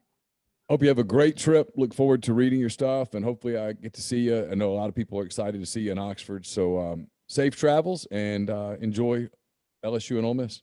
Yeah, thanks again for having me on. I've really enjoyed this every week, Neal. I appreciate it. Thanks, Ben. Thank you so much. Always fun to visit with Ben Mintz.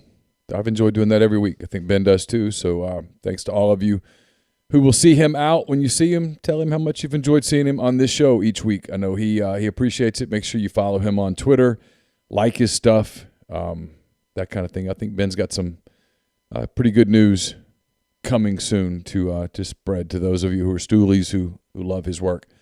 All right, I told you earlier, one of the best interviews I've ever done with Jeffrey Wright, and I've done a bunch of them. I think you guys will really enjoy this. We talk Ole Miss LSU. We talk some other things. Mostly we talk about Ole Miss LSU, about Eli Manning's legacy at Ole Miss, kind of the power of fandom, things like that. I think you'll really enjoy this hour or so with Jeffrey Wright. I was looking at something. Jeffrey Wright, 92.9 ESPN in Memphis, kind enough to join us as he always does for the MPW Digital Pregame Show. Let's get right into this because I want to talk about Ole Miss and LSU a lot here. What did you make of Lane Kiffin's Monday comment about Matt Corral being injured? Lane never talks about injuries. He opens the press conference essentially with a question that if it had come from anybody else, I would have argued that the question may have been planted. I don't think Jake Thompson asked a planted question. I think Jake just asked about Matt, and it let Lane say something Lane had planned to say. That's my opinion. Why go into the thing about he might not play when I think everyone knows Matt Corral's going to play? The best answer I have is that it's, to quote myself here, to tell a story. Don't tell the story, tell your story. And I think narratives really do matter in terms of when you're chasing what Matt Corral's chasing, which is the biggest trophy in the sport, or at least for an individual. And to me, it was, now we're crafting the narrative. And listen, I think he's banged up, don't you? I mean, sure, absolutely. How could he not be? Correct. And so to me, it's the build the narrative and, overcome the Herculean odds. But I don't think Lane does anything by accident. I want to get into some of the psychology of this game and some of the storylines, because I think that's one of the things you're really good at. What would a Heisman Trophy mean for Ole Miss? Ever been done, and it completely changes everything in terms of recruiting because, you can sit there and tell X recruit, we're gonna feature you, you're gonna be the best player in the country, and you're gonna win the Heisman. Now you can actually say like that's true. I mean, look at how Baylor recruited post Robert Griffin III. I mean, you know what I mean? Like Sure. It's a game changer from that perspective. How much does it change one specific recruiting battle? Probably not a lot, because the truth is, if you're trying to get that kind of player, he's probably going up against other schools that can say the same. I mean, really, I guess the only school, Clemson, can't say that. Now, does that mean that the whole Arch Manning part of this, and I'm going to ask you about Arch and all that stuff in a minute, but the part about Matt Corral winning the Heisman impacting Arch Manning's recruiting, I don't really buy that. Now, Matt Corral winning the Heisman impacting Devin Brown's recruiting, or some kid who's right now a freshman in high school or a sophomore in high school affecting that recruiting? Absolutely. I mean, I've told people this when I covered Auburn. We always did, not always, most of the time did interviews in this kind of like a trophy room. Sure. And Bo Jackson's Heisman was in there, and Pat Sullivan's Heisman was in there. And I covered Auburn for 6 years. And I never, ever once got tired of going over there and looking at the Heisman. No, I mean, never got tired of it. It's a really cool thing. And when you can put one of those in your building, especially when you're the coach who coached the guy who won the award, it's a big deal from a recruiting standpoint. There's no question about it. I don't think it impacts Arch all that much because of what you just said. And plus, he's so far down the road that he's not going to go, oh, you know what? I wasn't going to go to Ole Miss, but Matt Corral won the Heisman, so I am. Or, I was going to go to Ole Miss if Corral won the Heisman and he didn't, so now I'm going to go to Georgia. That's nonsensical. Really what it does, I mean, to your point, in the end, like, I don't know how much college football history matters to the 16-year-olds that you have to recruit, the 17-year-olds you have to recruit to be an elite program. I really don't. And I'm not saying that as a pejorative. I'm saying I truly have no idea. But there's a history element. I mean, you look at that trophy and it's got history. And it's kind of part of the deal. So much of what I struggle with in sports is the lack of authenticity. Nothing's ever organic. Like, I understand why some people at Ole Miss want to like have the fourth quarter song. Like, I get it. Like, it's something, it's a tradition, and it's something that could be, an enjoyed experience. But the truth is, like, most of the best traditions, they're usually organic. Like, you just can't make up history. I mean, it doesn't mean that, in 1964, Auburn was playing Living on a Prayer. Like, I know that. But, like, I don't think Living on a Prayer became a fourth quarter song for Auburn by some grand design. I think it started playing it, and then I think it became something that built into something else. Same thing with Sweet Caroline at Boston games. Like, it has to be something that's relatively organic.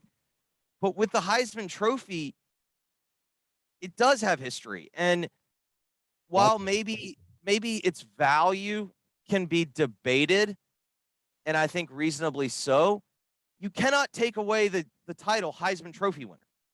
And more importantly, no one ever goes, that guy won the Maxwell. He won the Walter Camp. He won the Heisman. He's the Sammy Ball Award winner. I mean, it's Heisman Trophy winner. And it's a tradition, and it's something that is embraced by the entire sport as an accomplishment, whether or not, like, the value, I don't know how to, equate it. But to me, the bigger deal is, I don't know if it changes one recruiting battle or not. And I'm not even actually referring to Arch. I'm just saying an individual recruiting battle. Sure. But what it does change is why would you go there? You can't even win the Heisman. You're not going to win the playoff. It's one thing else to check off, like, that you can't use against them anymore.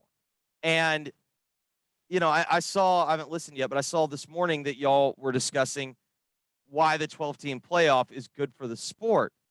Well, it's good for the sport because it's going to help teams like an Ole Miss in 2014-15 when they're trying to get over the hump. You can make the playoff, and it's an accomplishment. Yep. We've discussed for multiple weeks on here, the be-all, end-all for Ole Miss football, at least as currently constructed, is not to win a national title. I don't think that's realistic. But I do think if you can do some things and accomplish some things, you can now start to get on a path to where it is possible. Well, and to your point, I think that's one of them. To your point, there's a much better chance of winning the national title. You can't win the national title without making the tournament. If the tournament is just 4 teams, it's really hard to make it. If the tournament's 12 teams, well, you have a much better chance of making it. And if you make it as like they have it, Dellinger had a hypothetical. Yeah, so I see he does it every week. He does his own if it were a 12-team playoff. Yeah, and so today it was Ole Miss as the 10, playing Iowa as the 7, and that's a winnable game for Ole Miss. I think it's probably a really winnable game for Ole Miss. And then if they won, they would play Oklahoma, and that would be 70-something to 60-something, maybe. It'd be a lot of points. But the point is that to your point, you make the playoff, and if you make the playoff, it's like, hey, we're a playoff team. If you're Correct. a playoff team, you can go recruit that way. And if you make the playoff, well, you never know when you're going to go into the playoff as the hottest team in the country. Maybe you finish just red hot, get the right draw, someone is an upset, and boom, before you know it, you're playing for the national title. Who knows, right? But the point is how many teams would want to have played the very first Ole Miss team you covered at the end? And that team would have had an outside shot at getting into the playoff at the end. Like, how many teams would want to have played that team? That team, that final stretch, that final month, starting with their game at LSU.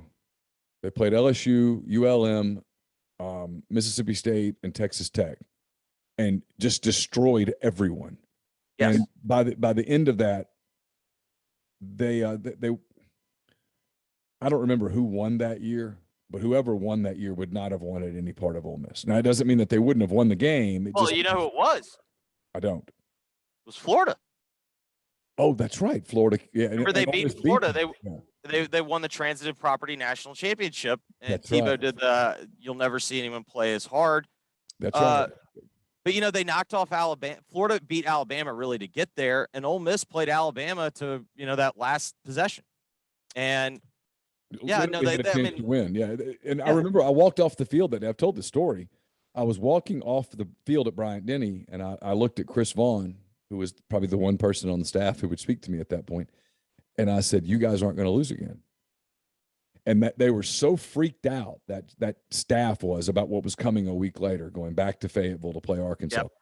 And he was like, "Man, I don't know." I mean, you could tell in his mind, literally leaving the field in Tuscaloosa, he had already flipped to, "Oh God."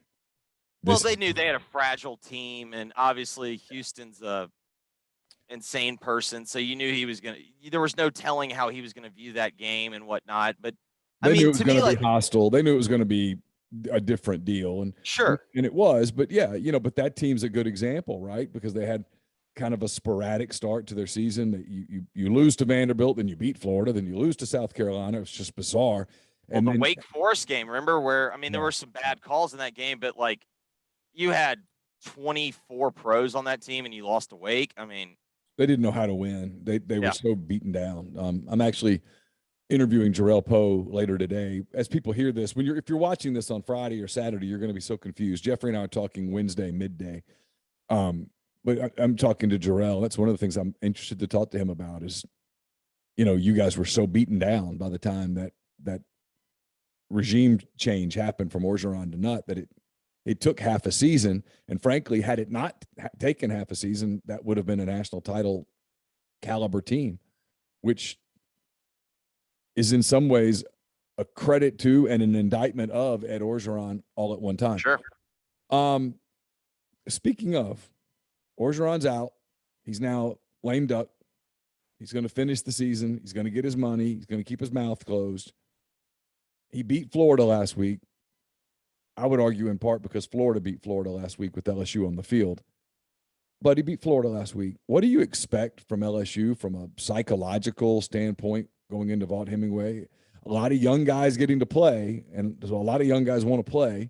You got guys that are thinking about getting in the portal. You got guys that are trying to impress NFL scouts. But you don't have to worry about your coaching staff anymore because those cats are gone in a few weeks. So what do you kind of expect? Well, I think first we need to establish or answer one question. Does this mean Ed's an interim coach again? It's a good point. I mean, technically no, but for all intents and purposes, yes. So I think the reason why we have to actually say he's not an interim coach anymore is because part of interim Ed being a thing is the fact that he thinks it's going to propel him to the job. Well, now it's not going to propel him to the job. On the flip side of it, I kind of like what you and Jay said on Monday, where the kids did not know that Ed was stepping away. I mean, I think they knew, hey, it's bad, but they didn't know for sure it's over. But what's unique about LSU, and you and I had discussed this on the phone on Sunday, LSU is one of the few places where sometimes when you get rid of the upperclassmen, there's kind of a little boost. And we actually saw it last year, kind of in similar circumstances.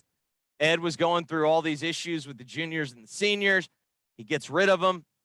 They go to Florida, and yet again, credit to them, they made plays, but they were on the field when Florida beat themselves for the second time. But lo and behold, like, LSU didn't finish the season poorly. Like, you know, they have the win against Ole Miss. Like, I know they beat Arkansas at Arkansas in like a one possession game, but like they're the one school that, because they have so much talent, sometimes when you get rid of the upperclassmen that maybe kind of have different agendas of, is my hamstring hurt? I don't know, NFL, or, you know, maybe my career hasn't gone the way it wanted to. Well, then you cycle in the younger guys that are immensely talented, and they kind of don't know any better. And they're not jaded. Exactly. And I also think where LSU deserves credit last week, they did not try to, they knew they were playing a bunch of young guys, and they didn't try to do anything other than, what can we run? All right, we can run inside zone, we can run outside zone, and we can run counter. We have these set of pass plays, but we hopefully are going to run the ball so well that we don't have to throw it like we have been. Well, lo and behold, it was a simplified game plan, but because LSU has great talent, they were able to get a surprising win. And, you know, I agree with you that Florida beat itself. Like, you don't win games with 4 turnovers. Losing the turnover battle 4-0, like, you're just going to lose. The turnovers, because realistically, LSU's defense wasn't really stopping Florida on those drives. Florida stopped themselves, and so it's a little bit of a stretch, but it's not a complete stretch to say Florida gave up 28 of their own points. Yeah, they certainly gave up 21. We'll do the math on 42 plus 21 is 63. And I talked to someone yesterday who said, look, if Florida doesn't turn the ball over, they score 70 points. And I was like, ha. And he was like, no, I'm serious. Yeah. 70 points. And I mean, you know, and like we talked about Dan getting too cute, like, you know, I don't know how you watch LSU tape and sit there and go, how do you come up with any conclusion other than we have to run right at them? Like, I don't understand that. But with LSU, the question for me is, you run right at them and they play man, and you trick the safeties a little bit. You get them cheating up, and then you go over the top. It's not a complicated deal. The defense this guy's running is not. It's not complex. It's just not. I mean, I'm sure he's a nice guy, but I think he would like it to be complex, like Aranda has it. But I think they also know, and this is where I give Ed and that staff credit last week. Instead of digging in and saying we're running our system, they said, screw it. What can we run? And they ran it.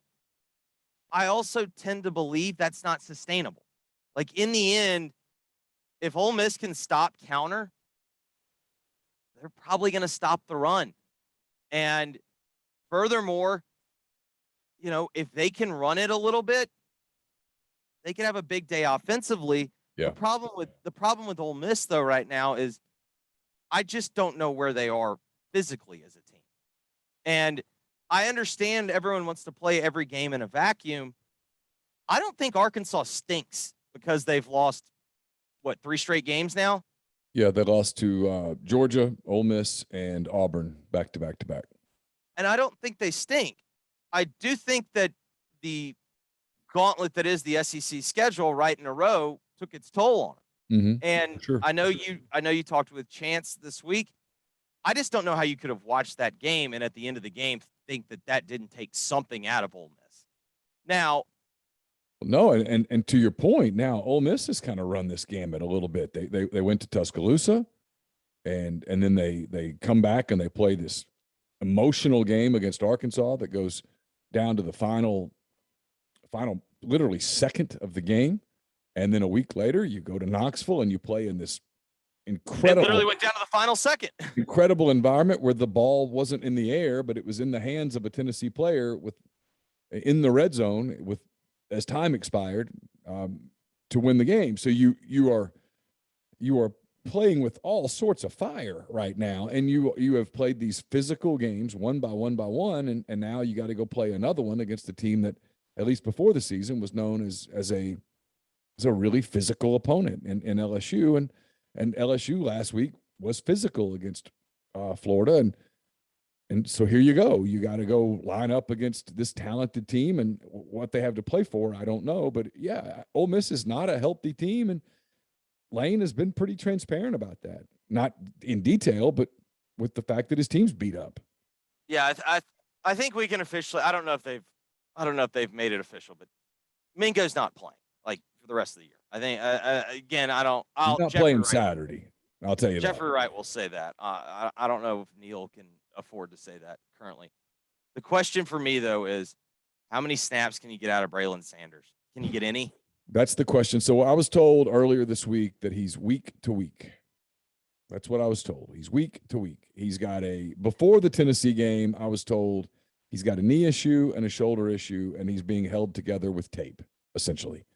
So basically with him, it's the matter of how long can he go without taking a shot? Yeah, and look, whether this is fair to Braylon or not, I don't know. I don't. He doesn't have the reputation of being the toughest guy in the world. He doesn't have a reputation of, I'm going to play through pain, lots of pain, and go through it. Now, he finished that Arkansas game, I think, hurt, to his credit.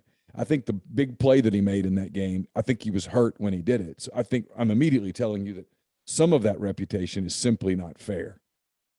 Yeah, some of the reputation oftentimes is coaches doing what coaches do because they know they need him and they can't have him. But regardless, I don't know. From what I've seen, I've not seen a soft kid.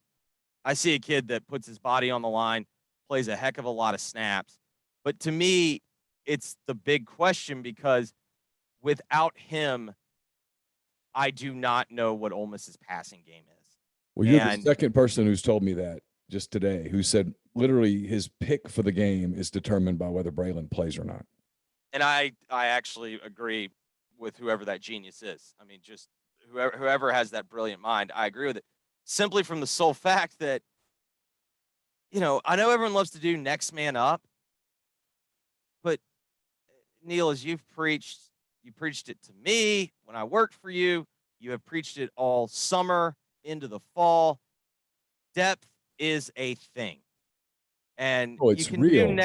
You can do next man up, but I mean, imagine, God forbid, if something would have happened to Elijah Moore last year before it did. At the end of the season, whatever. But like, there's no next man up. Like, he's no. Defenses knew he was getting the football, and they couldn't do anything about it. So last week, when Tennessee realized that Braylon Sanders wasn't going to play, they bracketed Dontario Drummond, and they basically. And on top of that, they scored 7 points, and they took him out of the game, and they said, "Hey, guess what? If you want to beat us with Jacour Pearson, okay, we can't guard everything, but let me tell you what you're not going to do. You're not going to beat us with Drummond, because we're going to take him away." And Dan has stepped up and made a play. Dan has absolutely stepped up and made a play. Pearson was in position to make plays. He didn't catch the ball. Casey Kelly made a couple of really nice big plays in that game. Some guys did step up. I thought actually that Henry Parrish Jr. played a really good game. I thought Parrish was awesome. I thought what Kelly did, considering how quickly he's turned around from the knee surgery, I thought that was admirable. But I mean, in the end, we're talking about, this is kind of where depth, sometimes you can survive it through a game. And let's be real, they were able to survive it through the game because they built a lead with the guys on the field. And Matt Corral played his ass off. And defensively, they played a better game than they get credit for. But yeah, you're playing with fire. I mean, you're just right now, Ole Miss is the kid who has played with the flame and so far hasn't gotten burned But the people watching from afar are like, man, if someone doesn't get that flame away from that kid, he is going to get hurt. I mean, that is where they are right now. And that doesn't mean that you can't get away from the flame, but to do it, somebody else has to step up because it's Lane Kiffin didn't say these words on Monday, but he essentially said these words on Monday. This is not sustainable. We can't keep running. You can't keep running your 205-pound quarterback 30 times and also dropping him back to pass and getting him hit this much. People were freaking out when he got hit 5 times against Louisville. I mean, he can't get hit this much. So someone's got to step up, whether that's Snoop Connor, whether that is Jerry and Ely. Hint, it needs to be Ely. Whether that's Henry Parrish. Can we stop there for a minute? Because I'm curious, and we're not going to fillet him. Yeah. Why do you think he has been underwhelming this year? I don't know. The people are like, well, maybe he's just overrated. I'm like, well, look, I know what I saw last year. He was an impactful player last year. Here's my theory, and I'm not sure. He put on weight, didn't he? I don't know that. He does not look as fast. To me, that's the biggest difference. He doesn't look as fast, and I don't know whether that's because they haven't been able to get him into the open field as much. Sure. I don't know whether that is because people are defending him differently. I do know that if you read, I know you're familiar with it. Some people who listen to this don't read our site. Shame on you. But I do a what he said, what he meant each week on Lane Kiffin, and this is twice now, but especially this week. He just flat challenged him. I mean, Lane Kiffin called Jerry and Ely out on Monday. There's no way around that. He basically said, hey, I got to have more. And I'm telling you, because if I don't, there's not enough. I got to have something from you. And it's got to start now because I can't run my quarterback 30 times. And I'm getting something out of Parrish, and I'm getting something out of Connor. And those are both different kind of players, but I got to get something out of you because I know Ole Miss wants to run the football Saturday. They want to run, set up the pass, get LSU safeties to cheat, and then hit them over the top, get big plays, score a bunch of points, and go. They want to have the Arkansas game plan. Yeah, without giving up 51. But yes, that's right. But I'm saying on offense, that's the game plan they want. They want to, take a look at that second half when they were able to get the explosive runs, and then that opened up Corral to throw some 65-yard handoffs just with a flick of the wrist. Yep. I mean, I think another big aspect of Saturday is, I saw some people going, I don't think LSU's quit. I was like, okay, there's a difference between LSU and Missouri. Missouri has quit, and they can't do anything about it. LSU is in a different position in which, because they're kind of young, they don't really know any better. I think if you can jump on them, I think that all the concerns that we're talking about could maybe not be as significant of concerns as if maybe LSU. Like, look at how the game script worked for LSU last week. Florida did score first, but then right after that, LSU started figuring out, oh, God, we can run counter down their throat. And then they get the pick six or whatever. They get the interception that set up a 20-yard field. And then all of a sudden, it's rolling, and those guys are playing with confidence. If you can get the game script to work where they never get the confidence, I do think this could be a 2-3 score game for Ole Miss. That's not. Listen, I understand LSU games always kind of concerning just for Ole Miss fans for whatever, but you can be comfortable for most of the game. You and my anonymous friend are thinking exactly alike because he said there's a path for Ole Miss to quote boat race LSU. I mean, as there was a path for Ole Miss to boat race Tennessee. And they almost did it. They got the penalties that killed them and a couple of things. And then some drops. The drops big. And by the way, that's what happens. Like, in the end, why did Alabama lose to A&M? Like, A&M played a hell of a game. There's no getting around that. But in the end, Alabama lost the game. Like, they didn't cover because A&M played blacked out. They lost the game because the receivers didn't make plays. Yeah. And then A&M, Jimbo, who is, I will stand by this. Jimbo's an elite offensive mind. Mm-hmm. He put 2 great drives together after an entire probably 25 minutes of football where they didn't run a successful play. Well, then they started putting 2 drives together. But really what it boiled down to is the tight end dropping the pass. Mechie had 2 drops. Bryce Young missed a throw. But really what it boiled down to for me is they didn't make plays. Yeah, no, absolutely. And Ole Miss didn't make some plays last week. And had they made them, they would have won the game more comfortably. They were better than Tennessee. And they're better than Certainly LSU. Matt Corral was not just the best player on the field. He was an, oh my God, he's the best player on the field. Yeah. It's the shame of one of the many shames of the final minute of that game and all the storylines from the media about should we, throw Tennessee out of the league, or should we make them play their home games in Siberia for 2 years, whatever. The shame of it was, man, that was a Heisman night for Matt Corral.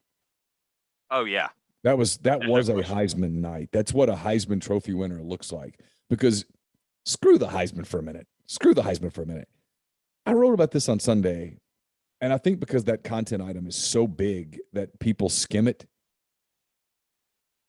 I wrote a paragraph that I was pretty proud of, and I don't give this praise to just anybody. Not that my praise matters, but like you, I love quarterback play. It's the most important position in sports.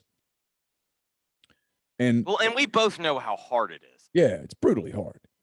And there just aren't many dudes over the course of time. There's some, but there aren't many who can pick up a team, frankly, 2 weeks in a row. Just pick up a team, cradle it in his arms, and go, hang on. Going to be a little rough weather here, but we're going to get there. Yeah, I got it. Going to get you to the finish line. Hang on. Not going to be fun. Going to be a little adversity, but we're going to get you there. I'm going to be daddy here for a minute. I got you. It's all going to be okay.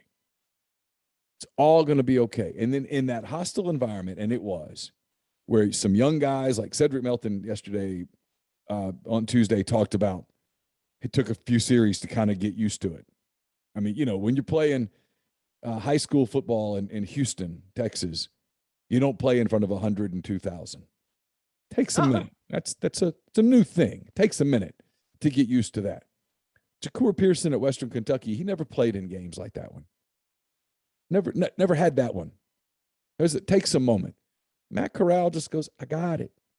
I've got you. And sure enough, he got him there. And that's Johnny Manziel did it. Yeah. Baker Mayfield did it. Cam Newton did it. Yeah. Burrow did it. Yeah. The truth is, it's not as physically imposing, but what Corral did is a similar thing to what Cam Newton did with that Auburn team. It's that Auburn team has John Wayne walking onto the set. Damn it! It's what it is. It's I got this. Yeah, and that's Matt now. That's why I think the Heisman's his to lose. Now, there's a couple people that I think he could lose it to, but I think it's his to lose. Now he's got to have some help from his teammates, and I think Saturday's big, and I think next Saturday's big. And if he can navigate his way through those 2 Saturdays, that's a lot to ask right now. But if he could, I think he becomes a prohibitive favorite. Yeah, and I think it's just largely due to the fact that I think Bryce Young's been good.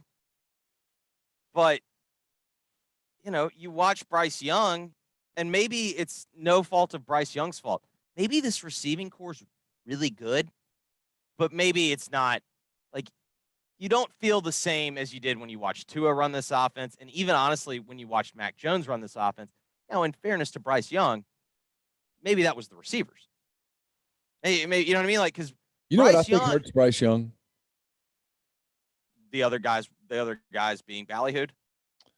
The fact that when you watch Alabama play, the guy that makes the lasting impression on you is not Bryce Young. It's Robinson. Yeah, Anderson, 31, whatever. You're saying on defense. I was talking about. Just someone on their team. The guy that the guy that wows you, that you just can't take your eyes off of, is 31. Yeah, I can buy that a little bit. I think really the bigger problem is he doesn't make any oh my God throws. He makes a lot of really good throws. And really what I've said, and he's still where he impresses me the most. The buzzword in the NFL is extending plays, extending plays, extending plays. What he has really impressed me with, and the only game that it didn't really work out for him that well was A&M. He has 5 or 6 key scrambles per game, in my mind, that changed the game. I know we can point to Ole Miss not being able to stop the run, and obviously that was a big part of why Alabama was able to do what they did. But there were multiple possessions on third down where if Ole Miss could have gotten him to the ground, they got off the field. And who knows if they get off the field and what happens if Corral gets the ball back and instead of it being 21-0, it's 14-0 or it's 7-0. And all of a sudden, they can't just sit there. The defense starts playing with less confidence and they're starting to think, and it just kind of changed the game script. And for the record, like I made it clear, I don't know if there was a game script on that Saturday where Ole Miss wins, but I think sometimes we do a disservice to Bryce Young because he is very good at scrambling and not scrambling for the sake of I'm looking to run. I'm scrambling because if I give these guys an extra 2 seconds, nobody can cover them for that long. Nobody can cover anyone for that long. And then he makes the throws. CJ Stroud is starting to come along, and he does have the elite first-round type receivers. The one to keep an eye on, and I just don't know if it's going to matter enough because I don't know if they'll have enough signature wins. Kenny Pickett at Pitt is playing damn good football. He really is.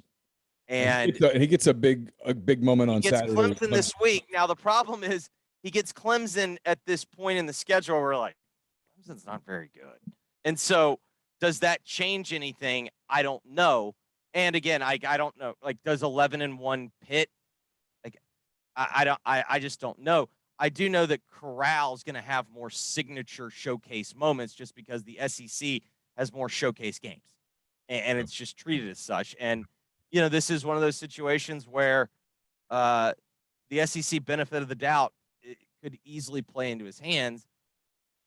But to me, I still think if Bryce Young has a really nice 6 games, I don't think Corral's just going to inevitably pass him.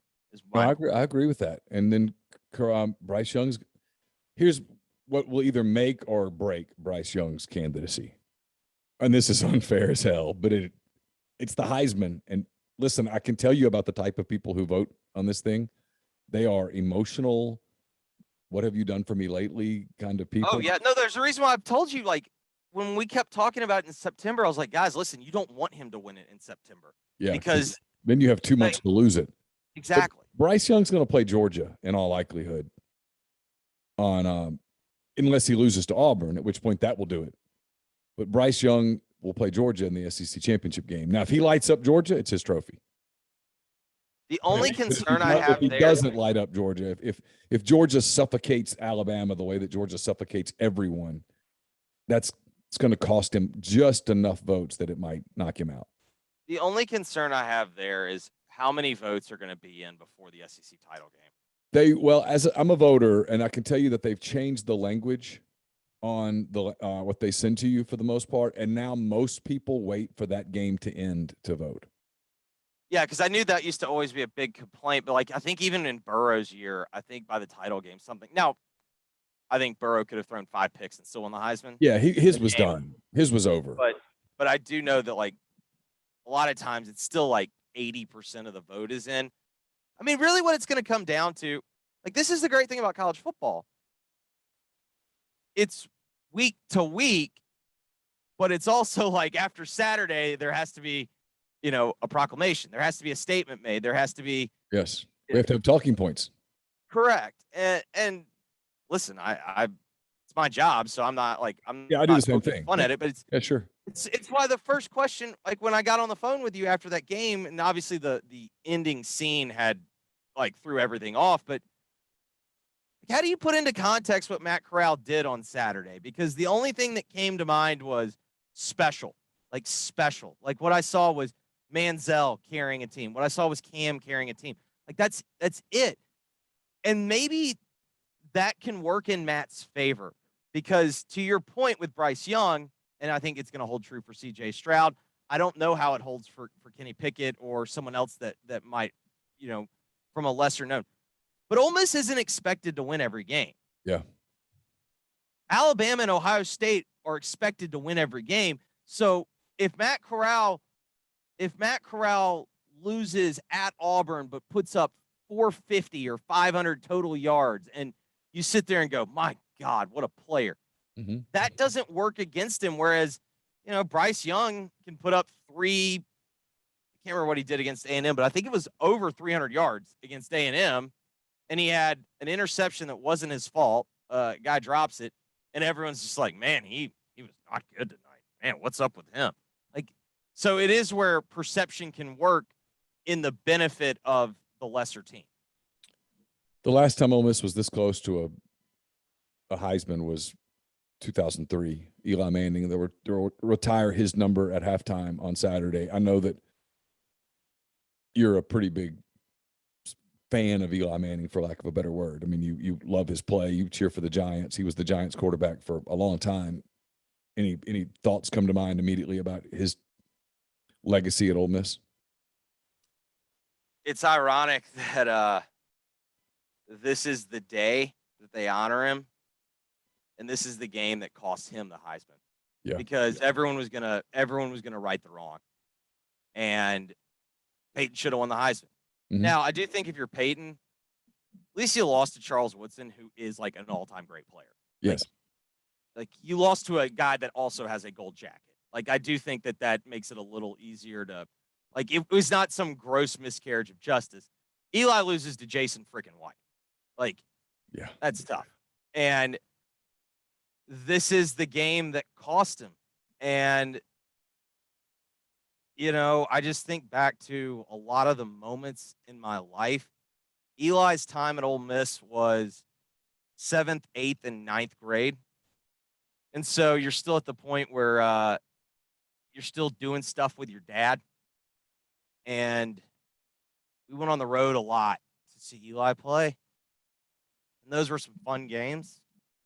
We were at the Auburn game where Obamanu drops the pass. It's just, I know everyone likes to do I can end the argument right here. I think Matt Corral's special. Elijah Nelson Manning is the single greatest football player I've ever seen at Ole Miss. And you can have your opinion, you're wrong. I'm telling you, I know what that team had. Like Matt's playing with other professionals. Like there are other guys that are going to be pros. Chad Kelly played with other professionals. Both those guys, I enjoyed the hell out of watching. Eli Manning was throwing to Bill Flowers, Chris Collins, and the only other professional that was on his team was his center. His tailback was Vashawn Pearson and Tremaine, the Truth, Turner. Yep. When Ronald Goldie McClendon got a $25,000 used Escalade, it was a disaster. Because they didn't have anyone else with speed. That guy did it with nothing. Can you imagine if nothing? Can you imagine if they hold on to Frank Gore and Roscoe Parrish, how history is different? Or D'Angelo Williams. Yeah, he's one of those guys. No, if they just get D'Angelo Williams, they would have won an SEC title. I've told if this. They just get Frank Gore, they would win an SEC title. And Frank Gore was no different than the Davin Godchaux recruitment, where Gore shows up in Ole Miss stuff, ready to sign, and then Mama had a phone call. I've told this story. It was 2002. Game was at Vaught Hemingway. It was my last season on the Auburn beat. It was back in a day when you could talk to coaches and you built relationships with coaches. And Gene Chizik was the Auburn defensive coordinator. And whatever you think of Gene Chizik as a head coach or whatnot, he was a very talented. Gene has had a lot of elite defenses.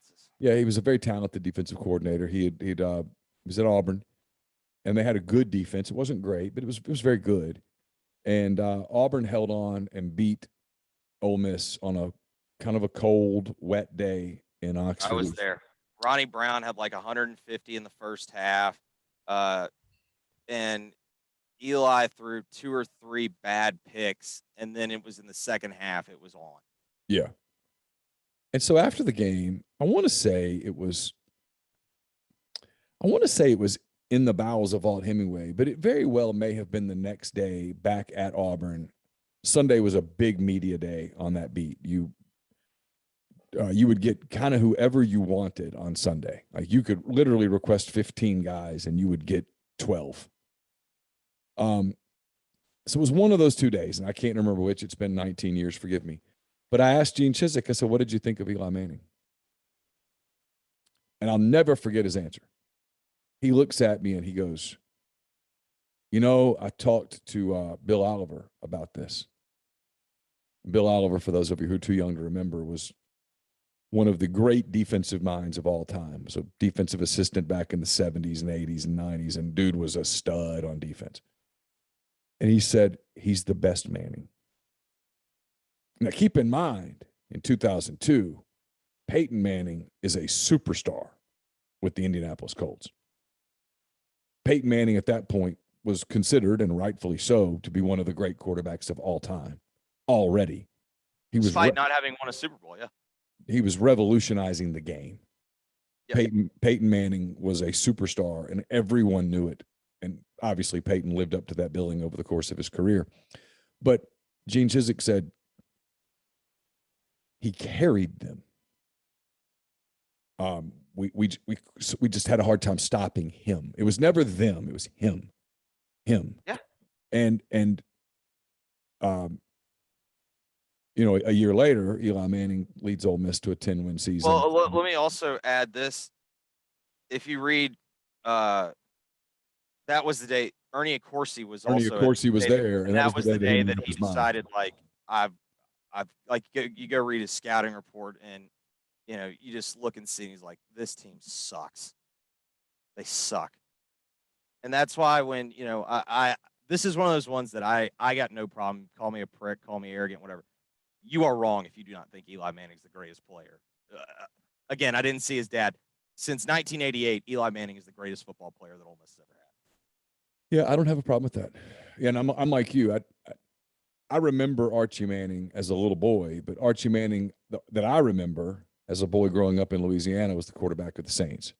Yeah, I don't remember Archie Manning, the college player. I was born in 1970, so if I saw Archie Manning play in college, I don't recall.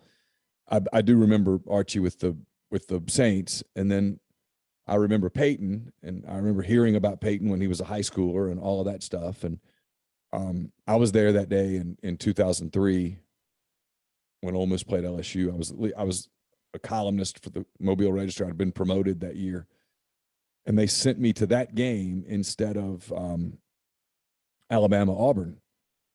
And of course, there was criticism of that. Like, my radio station just completely lost its mind that I wasn't going to be at the Iron Bowl, that the paper was sending me to Oxford. But the story in Oxford, I think everybody knew, was one of two stories that day was going to come to fruition. Either Nick Saban was going to ascend LSU to national championship prominence, and we had covered LSU 7 times that year. I covered LSU a ton that season. Or Eli Manning was going to win the Heisman and take Ole Miss to Atlanta for the first time. One of those two things was going to happen, and we knew it. And so it was go there and write the big Ole Miss story before the game, and then write one of those two stories after the game. And so that's what I did. But I remember that day vividly how just crazy the town was and the impact that one person had on it. I never knew that a few years later I'd be moving to Oxford. That was never in the life plan. That I'd be moving to Oxford and covering Ole Miss for all these years. But it also helped that I think that you had context. Like, you knew what you were walking into in Oxford that day. Like, you knew, like, oh, this is different. It was totally different. Yeah, you could feel it. The kid that intercepted the pass early to make it 7. Travis Johnson. Travis Johnson. That's the only time I've been in Vaught-Hemingway Stadium a bunch of times. It's the loudest it's ever been. It's the only time that I've been in the press box where it shook. Yep. Whole stadium shook. People tell me that when the Alabama game in 2014 happened that it shook, but I was down on the field by that point. So I didn't feel it. I was at both places. It was louder and yeah, it was louder. I mean, it was also the way the game started. Like it was the pick six. Mock throws the pick six. And there was also, Ole Miss had been good. And it's 92, so 11 years. You had a devastating probation. They'd had some decent years with Tuberville, some 8-4s. Yeah. But this was like the day to go to the SEC title. And, Eli didn't play perfect. I know he missed Rice. Rice was over the middle, and he had him for a touchdown. He missed him, Eric Rice. I still to this day contend that Collins didn't step out. But again, if anyone else was running that's a touchdown. SB was interfered with. It happened right in front of SB was interfered with. Didn't call it. But that's it. And then everyone's do the whole Jonathan Nichols thing, and it's like, yeah, I mean, I don't know, I feels like that LSU team was pretty good that day. That LSU team, that defense was historically good. They lost. That LSU team lost to Florida in October. They lost to Florida when they turned it over to Chris Leak that day. That was the day they handed it to Chris Leak, and Chris Leak just killed them on the halfback free release up the seam. Yeah, that was the night I got in trouble yelling in the press box. So Ramos Ramirez hit a grand slam. Yep. I was on. Yeah, that was fall break for me, 9th grade, and we had. It was really cool. We got into one of the places, one of the golf resorts that you could watch TV on the GPS monitor. And my buddy Michael and I, who was our quarterback at MUS when I was at MUS, and we were just flabbergasted that Florida could score because Florida had lost to Ole Miss at that point, and that they were beating LSU, and then we look at each other like, oh, maybe this is the year that Ole Miss could actually do it. And sure enough, it wasn't. Wrapping up, in the end, what do you expect Saturday? I have no idea. I don't either. I'm picking Ole Miss to win, but LSU to cover. Because I'm in this opposite mode. I know what you and Jay said on Monday when you're talking it's too many points. I think it's the opposite. I think you either pick Ole Miss in a blowout or you pick LSU to win. I can't argue with that. I don't have a feel for it. It's funny. There's a lot of games that I have a feel for this week, I think. Well, because if Ole Miss, it's just so dependent on do 2 or 3 guys play. Yeah, and can you stop the run? I thought they were better on defense a week ago, but they still weren't great. Can you stop the run? Can you get them off the field? This narrative that Johnson suddenly is a terrible quarterback, I think, is false. Is he great? No. But he's okay, and he can beat you. Now, he can't beat you with his legs, and that's Jefferson hurt Ole Miss with his legs. Hooker hurt Ole Miss with his legs. He's not Bryce Young. But look, they've got players on that team, and they're beat up, and I don't know. What's the health of Springer? I mean, that's the other thing. I think his defense was pretty good when Springer played. Yeah, and I think he's going to be okay. I know Chance Campbell got hurt, but he's going to be okay. He's going to play, but I think they got to score a bunch of points and to win. And offensively last week they struggled to score points once some people went down. And they couldn't 7 points in the second half. Yeah, couldn't get going, and that's a concern kind of moving forward, but. I do anticipate a great atmosphere. I know people talk about tickets and all that stuff. It's going to be full. It's going to be loud. It's going to be a beautiful day. People are going to recognize an all-time great, and they're going to do the We Want Art. Oh, I mean, the irony is I looked at the forecast. I think it's supposed to be 78 and sunny, and the game's at 2:30. That's exactly I remember. I woke up. My dad and I on that day, neither one of us could sleep. So we both, he came into my room we'd had a game on Friday night, and he came into my room at like 7:30 in the morning, and he's like, "You up?" I was like, "Yeah." And he goes, "You just want to go now?" And I was like, "Yeah." And we went down, but it was 78 and sunny. The game was on CBS, 2:30. Like, there's some symmetry here. What I remember was being in the press box, and before the game, and right as the game was getting going, they did that Johnny Vaught open. Yep. That was still, it's so Sellers Shy, also an MUS guy. Yeah. Sellers is an Ole Miss grad. They did that, and then it's still the greatest hottie toddy when they got Russell Crowe with the tiger from Gladiator. Oh yeah, that was. I remember Johnny Vaught said 0 SEC titles, and some of the LSU writers. I was sitting among LSU writers because I was basically visiting media, and they're like, "What in the hell?" They couldn't get over it. I was like, "What are they doing?" And I'm like, "Yeah, I don't know that you guys totally get it. Yeah. I don't know that you guys get what this day is." Like, I could tell these were guys that I respected, Glenn Gilbo and Scott Rabelais, and guys that I knew had reporting chops and understood knew how to put things in context. And it was, I don't think you know what this day is for this place. I don't think you know what this day could be for this place.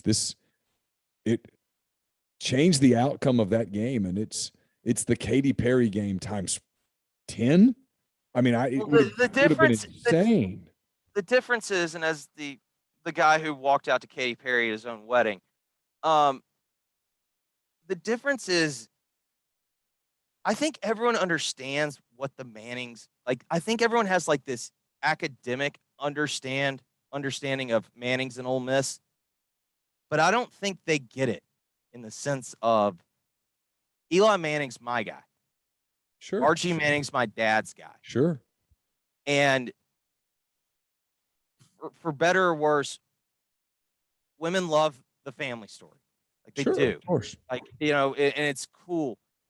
And it was the fact that dads, even granddads that were maybe their dad to my dad at that age, they still loved Archie. Sure. And it's like every generation coming together, and the table was set for like the moment, like Sure. the exorcism or the moment. And yes, that team wasn't going to win a national title, but like that's kind of my whole point. Like when I say like what college football is all about. If Ole Miss goes 10-2, wins the SEC that year, nobody was sitting there going, "Damn, if we just beat Memphis," or "Damn, if we don't lose to Texas Tech." To your point, I remember in 2016 when Carson and I were fortunate enough to get tickets to go to the World Series, and we had to get there super early, of course, because Chicago was a freaking zoo, man. It was crazy. I mean, getting from Midtown to the north side was just wow. Anyway, we're in the stands and we're talking to people, and before the game starts, and all these guys were talking about how they'd grown up going to games with their dad or their friends or whatever, and they had been at Game 6 of the NLCS when the Cubs finally won the pennant. And like, there's no topping that. That was it. That was the exercising of the demons. Like, if I want to win the World Series, and if we do, that'll be awesome. But realistically, we're not going to win it here. And getting there against the Dodgers at Wrigley and being able to experience it with my dad or my son or whatever was the coolest thing that's ever going to happen to me in sports, and I know it. You know what I mean? It was like, yeah, yeah, 1,000%. It was that, and you and I've had this conversation before. That's the power of sports. It's not an individual game. It's the memories that you make and who you share them with and all that stuff. It's never about the actual game, really. Occasionally, but not really. I mean, it's usually you remember. You remember how you felt. Yeah, how it made you feel. That's exactly right. Yeah. Like, yeah, would you rather, first off, if Ole Miss wins that game, it was still an assy football game. It was Nick Saban and a defensive line completely dominating Ole Miss up front to the point in which they could do absolutely nothing except for, it was so bad. They were dominating Ole Miss's offensive line. This is what gets left out of the equation of when everyone goes, why did Eli go under center?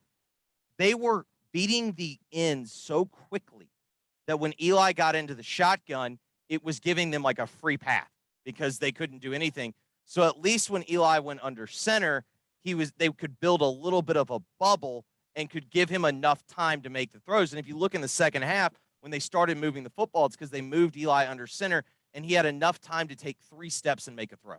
Yeah. Like that's Eli Manning. That's how good he was. And I don't want to see any message boards post this week about how Chad's better, about how Corral's better. Even if Corral has an awesome game, I'll do my part. Like, not this weekend. I don't want to read them.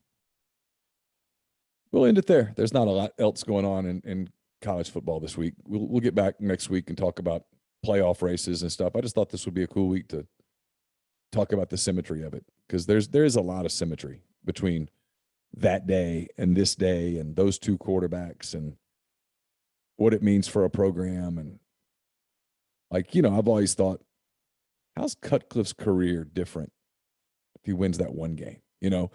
What does this game mean for Kiffin? Not that it matters. I mean, Kiffin's tenure at Ole Miss is not going to be defined by this moment, but I'll give Lane a lot of credit for this. He has said repeatedly this year, hey, you don't always have a quarterback this good. You don't always have one of these guys. I mean, we all go recruit them and we look for them and we try and we develop and we do the best we can, but don't always have one of these cats. And so when you do, the opportunities are special. The question with Cutcliffe's career is, how much was Cutcliffe's career? You like to think if he wins the SEC, it buys him some time. But at the same time, how much was Cutcliffe's career just ended at Ole Miss because of health? Yeah. I mean, I know everyone does the whole stubborn, didn't want to fire Pete Boone, but there's an argument, man, that getting fired from Ole Miss gave him a second opportunity. I mean, he had the quintuple bypass or whatever. Saved his life. Yeah, I mean, like at the end, he looked awful. Yeah. So anyway, hey, I know the NBA season getting started. You got to get rolling. Really appreciate you taking some time for us. All right, man. Be good. Always a fun time to visit with Jeffrey Wright. Really appreciate his time today on the show. Also appreciate Pete DeWeese, Ryan Brown, Ben Mintz. Again, Jeffrey, thanks to all of you in the stream who participated. Thanks to everybody who's going to watch this. Please do us a favor. Punch that like button. It helps quite a bit. If you're not subscribed to MPW Digital, to our YouTube channel, hit the subscribe button. Won't cost you anything. It's all good. And we will be back on Saturday night after Ole Miss and LSU with the MPW Digital postgame show presented by our friends at Walk-On Sports Bistreaux. Don't forget, if you're in the Jackson area, stop by Walk-On's in Ridgeland if you're not coming up for the weekend. If you're down there, be a great place to watch the game, maybe before the game, after the game, during the game, Sunday for the NFL, whatever the case may be. Appreciate you spending part of your weekend with us. So until Saturday night, take care.